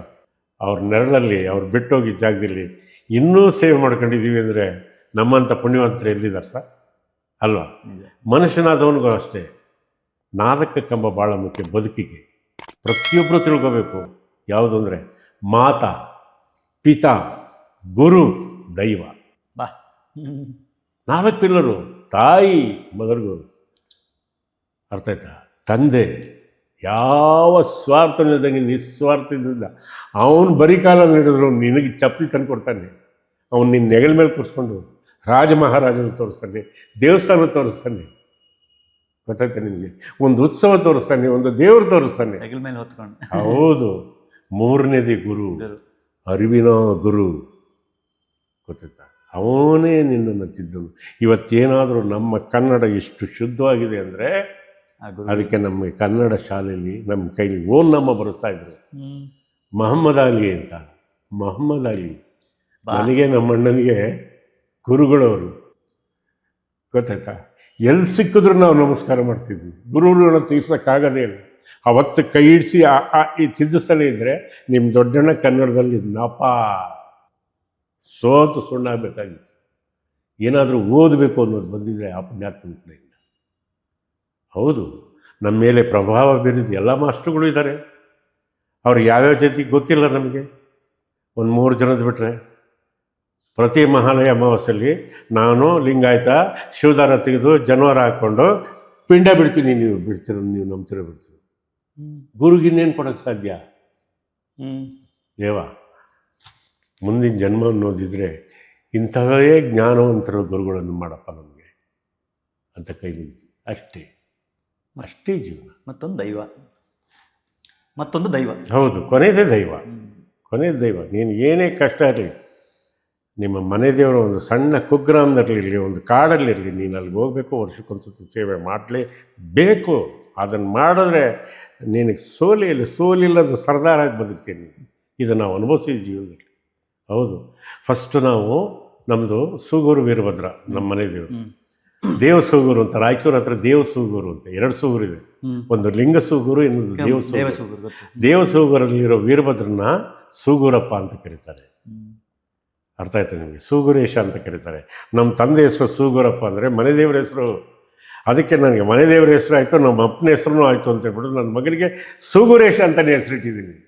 ಹೌದಾ? ಹೌದು, ನನ್ನ ಮಗನ ಹೆಸರು ಸೂಗುರೇಶ. ನಿಮಗೆ ಇಟ್ಟಿದ್ದು ನಿಮ್ಮ ತಾತನ ಹೆಸರಲ್ವಾ? ದೊಡ್ಡಪ್ಪ. ಹೌದು, ನನಗೆ ಅವ್ರ ತಂದೆ, ನಮ್ಮ ತಂದೆ ಕಡ್ಲೆ ದೊಡ್ಡಪ್ಪ ಅಂತ. ಹೌದು. ಬೇಸಿಕಲಿ ನಾವು ಯಾವ್ರನವರು ಅಂದರೆ ರಾಯದುರ್ಗದವರು, ಆ ಕಡೆಯವರು. ಹಾಂ, ಮೊಣಕಾಲ್ಮರಿಂದ 14 ಕಿಲೋಮೀಟ್ರು, ಗೊತ್ತಾಯ್ತಲ್ಲ? ಹಂಗಾಗಿ ನಾವು ಇವತ್ತು ಏನು ಮಾಡ್ತೀವಿ ಗೊತ್ತಾ? 300 ವರ್ಷ ಆಗಿದೆ ಅಲ್ಲಿ ಗ್ರಾಮ ದೇವತೆಯನ್ನು ಪ್ರತಿಷ್ಠಾಪನೆ ಮಾಡಿ. ನಮ್ಮ ಒಂದು ದಿವಸಕ್ಕಾದ್ರೂ ನಮ್ಮ ತಾತ, ನಮ್ಮ ಅಜ್ಜಿ, ನಮ್ಮ ಅಪ್ಪನ್ನೆಲ್ಲ ಕರ್ಕೊಂಡು ಪೂಜೆ ಮಾಡಿಸಿರ್ಬೋದಲ್ಲ. ಯಾಕೆಂದರೆ ಹಿಂದೆ ಸಿಡುಬು ಅಂಥವು ಇಂಥವು ಏನಾದ್ರು ಬಂದರೆ ಗ್ರಾಮ ದೇವತೆಗೆ ತೊಗೊಂಡೋಗಿ ಎಡೆ ಕೊಟ್ಟು ಮೊಸರನ್ನ ಕೊಟ್ಟು ಕೈ ಕೊಟ್ಕೊಂಡು ಹಿಂಗೆ ನಿಂತ್ಕೊಳ್ಳೋರು. ಅರ್ಥ ಆಯ್ತಾ? ಪಾರು ಮಾಡವ ಮಾರಮ್ಮನ ಕಳಿಸ್ತಾ. ಹೌದು, ಊರಿಗೆ. ಅದಕ್ಕೆ ನೋಡಿರ್ಬೋದಲ್ವಾ? ಅದಕ್ಕೆ ನಾವೆಲ್ಲ ಗಾಡಿಗಳು ಮಾಡ್ಕೊಂಡು ಹೋಗಿ ಅಲ್ಲಿ ನಿಂತ್ಕೊಂಡು ಸೀರೆ ಕೊಟ್ಟು ಮಡ್ಲಕ್ಕಿ ಹಾಕಿ. ಸೂಗೂರಪ್ಪನೇ. ಹಾಂ, ಮಗನ ಹೆಸರು ಸೂಗುರೇಶ, ತಂದೆ ಹೆಸರು ಸೂಗುರಪ್ಪ. ಹೌದು, ಇಷ್ಟೇ ಜೀವನ. ಶರಣರು ಹೇಳೋದು ಅಷ್ಟೇ, ನೀ ಅರಿತು ಬಾಳಿದೆಯೋ 6 ಪಟ್ಟ. ಒಂದು ಪಟ್ಟಕ್ಕೆ 5 ವರ್ಷ, 6 ಅಂದರೆ ಗೊತ್ತ. 30 ವರ್ಷ ಸುಖವಾಗಿರ್ತೀವಿ ಕಾಲ ಮೇಲೆ ಕಾಲಕೊಂಡು. ಅರಿತು ಬಾಳು, ಮರೆತು ಬಾಳಿದರೆ ನೀ 3 ಪಟ್ಟ ಅಂತಂತಾರೆ. ಹೌದು, ಮರೆತು ಬಾಳ್ಬಿಟ್ಟಿವ ನೀನು. ಅಹಂಕಾರ ಅದು ಯಾರು ಹೇಳೋದು ಆ ಥರ ಅಹಂಕಾರ ಮಾಡ್ತಾರಲ್ಲ. 3 ಪಟ್ಟ, ಅಷ್ಟೇ ಜೀವನ. ಸಿನಿಮಾ ಪ್ರಪಂಚ ಎಲ್ಲ ಕೊಡ್ತಾ ನಿಮಗೆ, ನೀವು ಕೇಳಿದ್ದು. ಸರ್ ಎಷ್ಟು ಬೇಕೋ ಅಷ್ಟನ್ನು ಬಳಸಬೇಕು. ದೇವರು ಕೊಟ್ಟಿದ್ರಲ್ಲಿ ತೃಪ್ತನಾಗಬೇಕು ಸರ್. ದೇವರು ಏನು ಕೊಡ್ತಾನೋ ಸರ್, ನನಗಾದರೂ ಒಂದು ಮನೆ, ವಾಸಕ್ಕೆ ಮನೆ ಕೊಟ್ಟಿದ್ದಾನೆ, ಓಡಾಡೋಕ್ಕೆ ಒಂದು ವೆಹಿಕಲ್ ಕೊಟ್ಟಿದ್ದಾನೆ, ಊಟ ಮಾಡೋದಕ್ಕೆ ಹೊಟ್ಟೆ ತುಂಬ ಇದು ಕೊಟ್ಟಿದ್ದಾನೆ, ಓದೋಕ್ಕೆ ಪುಸ್ತಕ ಕೊಟ್ಟಿದ್ದಾನೆ, ಒಳ್ಳೊಳ್ಳೆ ಗೆಳೆಯರನ್ನ ಕೊಟ್ಟಿದ್ದಾನೆ. ಇಂಥ ಪುಣ್ಯಾತ್ಮನಿಗಿಂತನೂ ಗೆಳೆಯ ಬೇಕಾ ಸರ್ ನಿಮಗೆ? ಒಬ್ಬ ಅಂಬರೀಷನ್ಗಿಂತನೂ ಗೆಳೆಯ ಬೇಕಾ ಸರ್ ನಿಮಗೆ? ಒಬ್ಬ ರಾಜ್ಕುಮಾರ್ಗಿಂತನೂ ಅಣ್ಣ ಬೇಕಾ ಸರ್? ನನ್ನ ಒಡವಡ್ದ ಅಣ್ಣ ಬಸವರಾಜಗಿಂತನೂ ಬೇಕಾ ಸರ್? ಎಲ್ಲ ಸಿಕ್ಕಾಗಿದೆ, ಇನ್ನೇನು ಬೇಕು ನಿನಗೆ ಅಲ್ವಾ? ಒಳ್ಳೆ ಮಕ್ಕಳು, ಒಳ್ಳೆ ಎಳಿದಿರು, ಒಳ್ಳೆ ಮೊಮ್ಮಕ್ಕಳು ಅಲ್ವಾ ಸರ್? ರೋಡಲ್ಲಿರೋನಿಲ್ವ ಸರ್? ಒಂದು ಕರೋನಾ ಅಂತ ಬಂದಾಗ ಭಿಕ್ಷುಕರ ಗತಿ ಏನು ಸರ್? ಎಲ್ಲದು ಬಾಗ್ಲಾಕಿ ನಿಮ್ಮ ಸಮಕಾಲೀನರೇ ಸಾಕಷ್ಟು ಜನ ತತ್ತರಿಸಿ ಹೋಗ್ಬಿಟ್ರಲ್ವ ಸರ್? ಅವತ್ತು ದೇವರು ನಮ್ಗೆ ಚೆನ್ನಾಗಿಟ್ಟಿಲ್ಲ.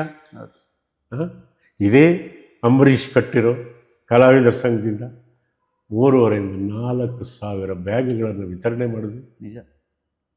ಇನ್ನು ಇದಕ್ಕಿಂತ ಇನ್ನೇನು ಬೇಕು ಸರ್? ನಮಗೆ ಇನ್ನೇನು ಬೇಡ ಸರ್. ನೆಮ್ಮದಿ ಕೊಟ್ಟಿದ್ದಾನೆ, ಆರೋಗ್ಯ ಕೊಟ್ಟಿದ್ದಾನೆ. ಏಕೆಂದರೆ ಎಲ್ಲ ಇದ್ದು ದೇವರು ಯಾವ್ದಾದ್ರು ಒಂದು ಪೀಸ್ ಕಿತ್ತಾಕ್ಬಿಡ್ತಾನೆ ಸರ್. ನಿಮ್ಗೆ ಗೊತ್ತಿಲ್ಲ, ಅಹಂಕಾರ ಮಾಡಿದ್ರೆ ಪೀಸ್ ಕಿತ್ತಾಕ್ಬಿಡ್ತಾನೆ.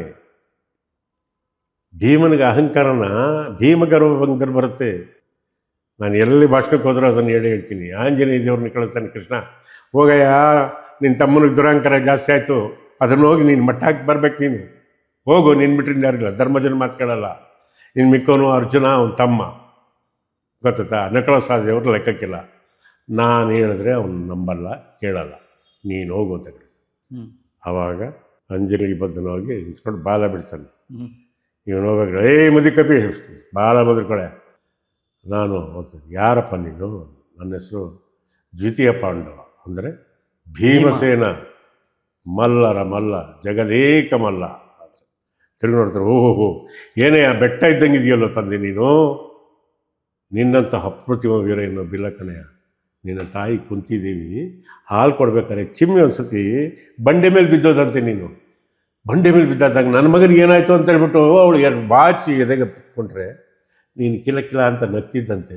ಆದರೆ ಬಂಡೆ ಪುಡಿ ಆಗೋದಂತೆ.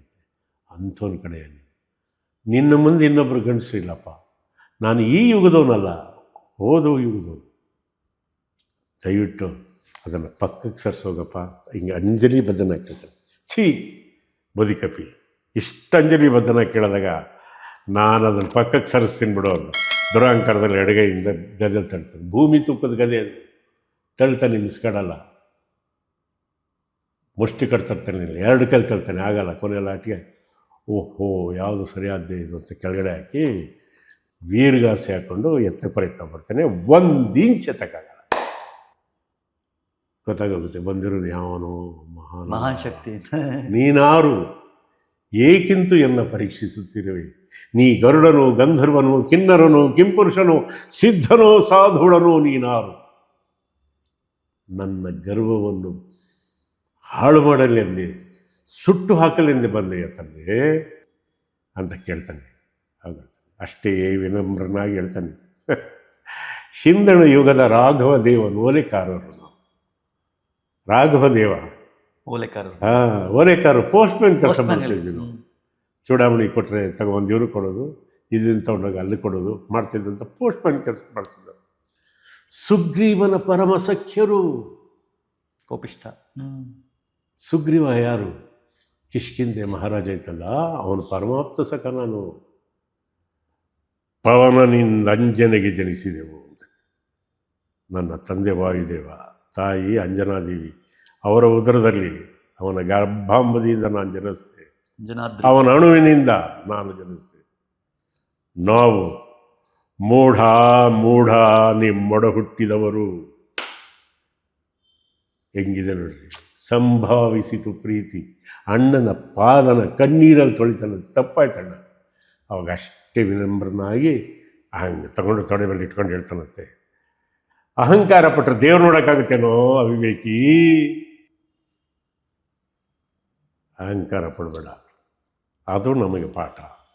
ಅದಕ್ಕೆ ಯಾವುದೇ ಕನ್ನಡ ಶಾಲೆ ಆಗಿರ್ಬೋದು, ಯಾವುದೇ ಸ್ಕೂಲ್ ಆಗಿರ್ಬೋದು, ಇವನ್ನೆಲ್ಲ ನಮ್ಮ ಪಾಠ್ಯ ಪುಸ್ತಕಗಳಲ್ಲಿ ಇಡಬೇಕು.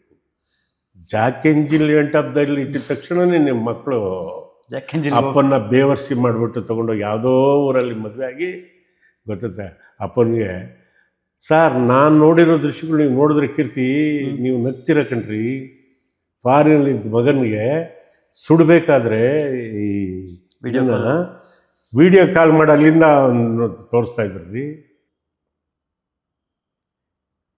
ಇದು ನಿನ್ನ ಕಾನ್ವೆಂಟ್ ಸಂಸ್ಕೃತಿ, ಕನ್ನಡ ಸಂಸ್ಕೃತಿ ಅದಲ್ಲ.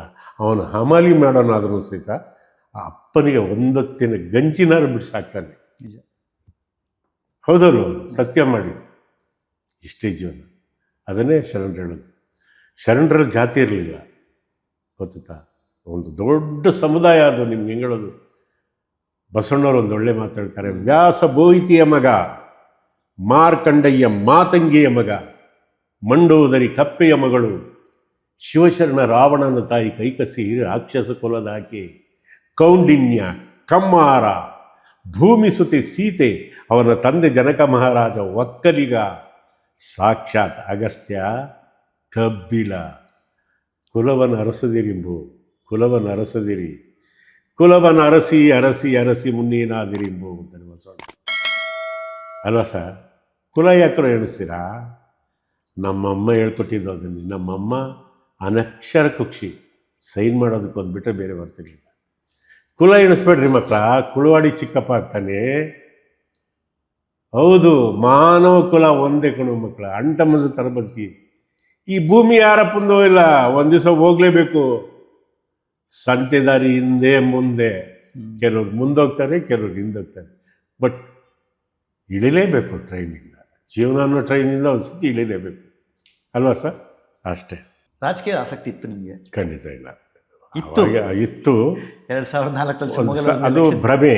2012 ಬಿಜೆಪಿ, ಆಮೇಲೆ KJPಗೆ ಬಂದ್ರಿ. ಬಟ್ ಸರಿ ಹೊಂದಲಿಲ್ವಾ ರಾಜಕೀಯ? ಅದು ಅದರದ್ದು ನನಗೆ ಯಾಕೂ ಸರಿ ಹೋಗಲಿಲ್ಲ. ಅಳಿಯ ಮಾಡಲಿ ಅಂತ ಬಿಟ್ಬಿಟ್ರೆ ಈಗ? ಅಳಿಯ ಮಾಡಲಿ, ಅವ್ರು ಚೆನ್ನಾಗಿಲ್ಲ. ಯಾರ್ಯಾರು ಎಡೆಗೆ ಯಾವ್ಯಾವ್ದು ಬಿಡುತ್ತೋ ಗೊತ್ತಿಲ್ಲ ಗೊತ್ತಾ. ನಮ್ಮ ಎಡೆಗೆ ಒಂದು ಕಲಾದೇವಿ ಇದು ಬಂದಿದೆ, ಸಾಕು ಗೊತ್ತಾ. ನಿಮ್ಮಂಥ ಪುಣ್ಯಾತ್ಮರೊಬ್ಬರು ಒಂದು ಪುಸ್ತಕನ ಹುಡುಕ್ತಾ ಇದ್ದೆ.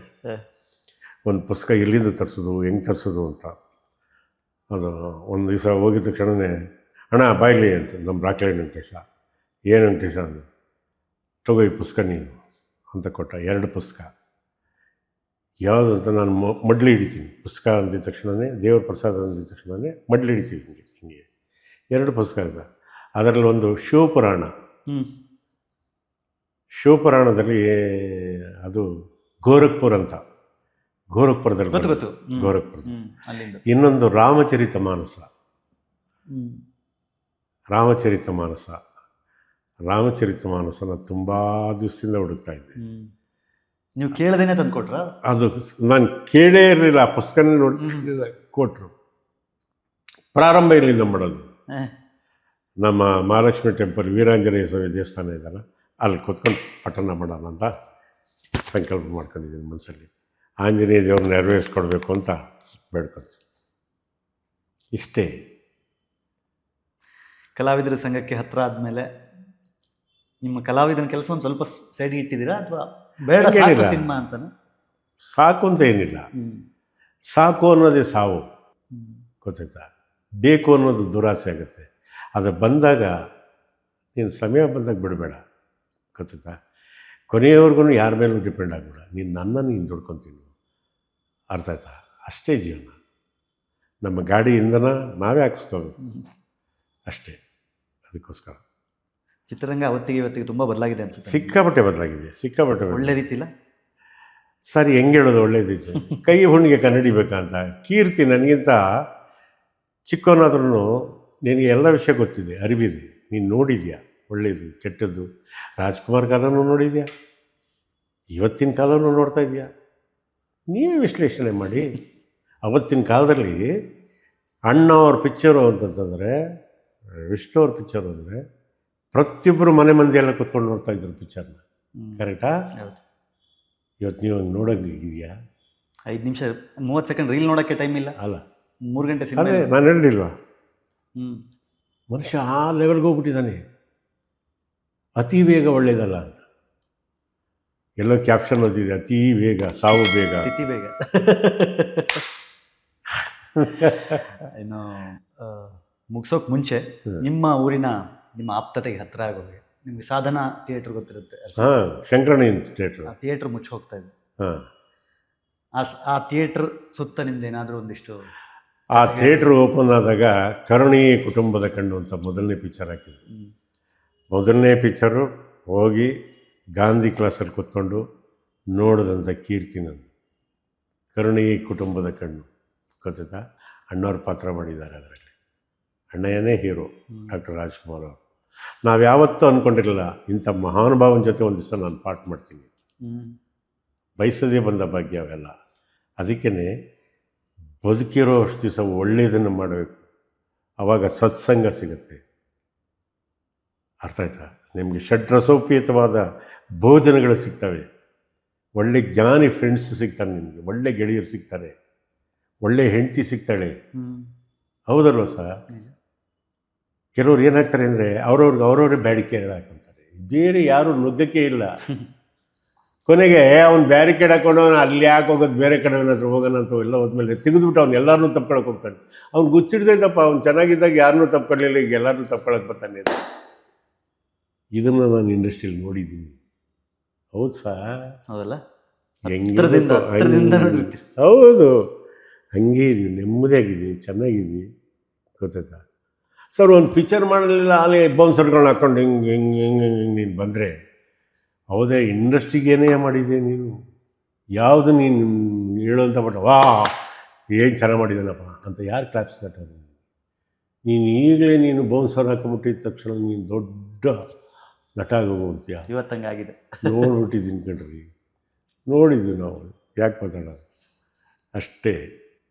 ಬಟ್ ಸಾಧನಾ ಚಿತ್ರಮಂದಿರದ ಸಿನಿಮಾ ನೋಡಿದ್ದೀನಿ ನಾನು. ಅದು ಕಾಬೂಲಿವಾಲ ಡಾಕ್ಟರ್ ರವೀಂದ್ರನಾಥ್ ಟ್ಯಾಗೋರ್ ಅವ್ರದ್ದು ಕಾದಂಬರಿ ಅದು, ಕಾಬೂಲಿವಾಲ. ಏಕೆಂದರೆ ಹೋಗ್ಬೇಕಾದ್ರೆ ಕಾಬೂಲಿವಾಲ ಅವ್ರ ಮನೇಲಿ ಇಳಿದು ಒಂದು ರಾತ್ರಿ ತಂಗಿದ್ದು ಹೋಗ್ತಾ ಇರ್ತಾನೆ. ನೆಕ್ಸ್ಟ್ ಟೈಮ್ ಬರೋ ಅಷ್ಟೊತ್ತಿಗೆ ಏನಾಗುತ್ತೆ, ಸಿನಿಮಾ ಮುಗಿಯೋ ಟೈಮಲ್ಲಿ ಅದೇ ಕಾಬೂಲಿವಾಲ ಬರ್ತಾನೆ. ಬಂದರೆ ಆ ಮಗು ಮದುವಣಿಗೀತಿಯಾಗಿರ್ತಾಳೆ. ಕಾಬೂಲಿವಾಲ ನಮ್ಮ ಮನೆಗೆ ಬರ್ತಾ ಇದ್ನಲ್ಲ ನೀನು 5ನೇ ವಯಸ್ಸಲ್ಲಿ, ಅವಳಿಗೆ ಜ್ಞಾಪಿಸ್ಕೊಳ್ಳೋಕ್ಕೆ ಆಗಲ್ಲ, ನೆನಪಾಗಲ್ಲ ಅವಳಿಗೆ. ಹಾಂ, ಆ ಕಥೆ ಬಾಲರಾಜ್ ಸಾಹನಿ ಮಾಡಿದ್ದಾರೆ ಆ ಪಾತ್ರ. ಕರುಳು ಕುಯ್ದೋಗೋವಂಥ ಪಾತ್ರ ನಾವು ಅಲ್ಲೇ ನೋಡಿದ್ದು. ಗೊತ್ತಾಯ್ತಾ? ನಮ್ಮೂರಿನ ಸರ್ವಶ್ರೇಷ್ಠ ಕಲಾವಿದರುಗಳೆಲ್ಲ ಅರಸೀಕೆರೆಯವರು ಅಂತ ಹೇಳ್ಕೊಳಕ್ಕೆ ಇಷ್ಟಪಡ್ತೀವಿ. ಇವತ್ತು ಅರಸೀಕೆರೆ ಮತ್ತೊಬ್ಬ ಹುಡುಗ ಕನ್ನಡ ಇಂಡಸ್ಟ್ರಿಯಲ್ಲಿ ಭಾಳ ದೊಡ್ಡದಾಗಿ ನಿಲ್ಲಿಸ್ತಾ ಇದ್ದಾರೆ, ಧನಂಜಯ. ಹಾಂ, ಕಾಳೆನಳ್ಳಿ ನೋಡ್ರಿ. ಬಿ ವಿಠಲಾಚಾರ್ಯ ನಮ್ಮ ಅರಸೀಕೆರೆಯವರು, ಬಿ ವಿಠಲಾಚಾರ್ಯ ದರ್ಶಕ ಬ್ರಹ್ಮ.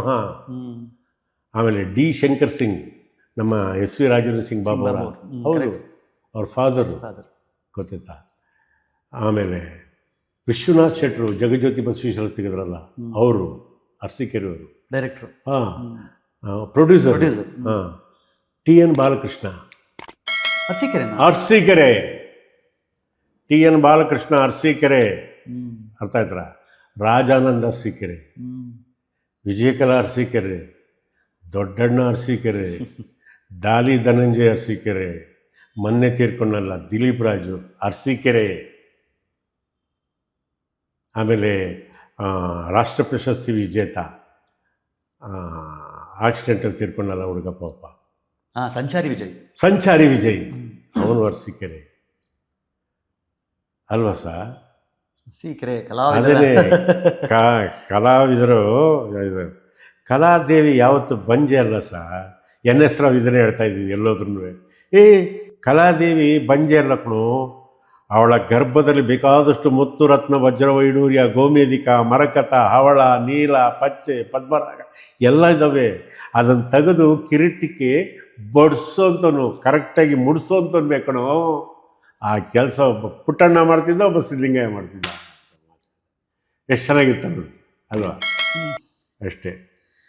ತುಂಬ ಖುಷಿ ಆಯಿತು ನಿಮ್ಮ ಜೊತೆಗೆ ಇಷ್ಟು ಹೊತ್ತು ಮಾತಾಡಿ, ಸಾಕಷ್ಟು ಬಾಲ್ಯದಿಂದ ಇಲ್ಲಿ ತನಕ ಹಂಚ್ಕೊಂಡ್ರಿ. ಕೊನೆಯದಾಗಿ ನಿಮ್ಮ ಬಗ್ಗೆ ಪದೇ ಪದೇ ಸೋಷಿಯಲ್ ಮೀಡಿಯಾದಲ್ಲಿ ಈ ಬಗ್ಗೆ ಮಾತಾಡ್ತಾ ಇರೋರಿಗೆ, ನೀವೀಗೇನು ಆ್ಯಕ್ಷನ್ ತೊಗೋಬೇಕು ತೊಗೊಂಡಿದ್ದೀರಿ, ನಿಮ್ಮ ಮಾತುಗಳಲ್ಲಿ ತುಂಬ ಸಾಫ್ಟಾಗಿ ಅವ್ರಿಗೆ ಹೇಳೋದಾದ್ರೆ ಯಾಕಪ್ಪ ಇದು ಮಾಡ್ತಿದ್ದೀರಿ ಅನ್ನೋದು. ಖಂಡಿತ ಆ ಥರ ಹೇಳಲ್ಲ. ಹಾಂ. ಕೃಷ್ಣ ಒಂದು ಮಾತು ಹೇಳ್ತೇನೆ ಭಗವದ್ಗೀತೆಯಲ್ಲಿ, ಹ್ಞೂ. ಮಾಡಿದ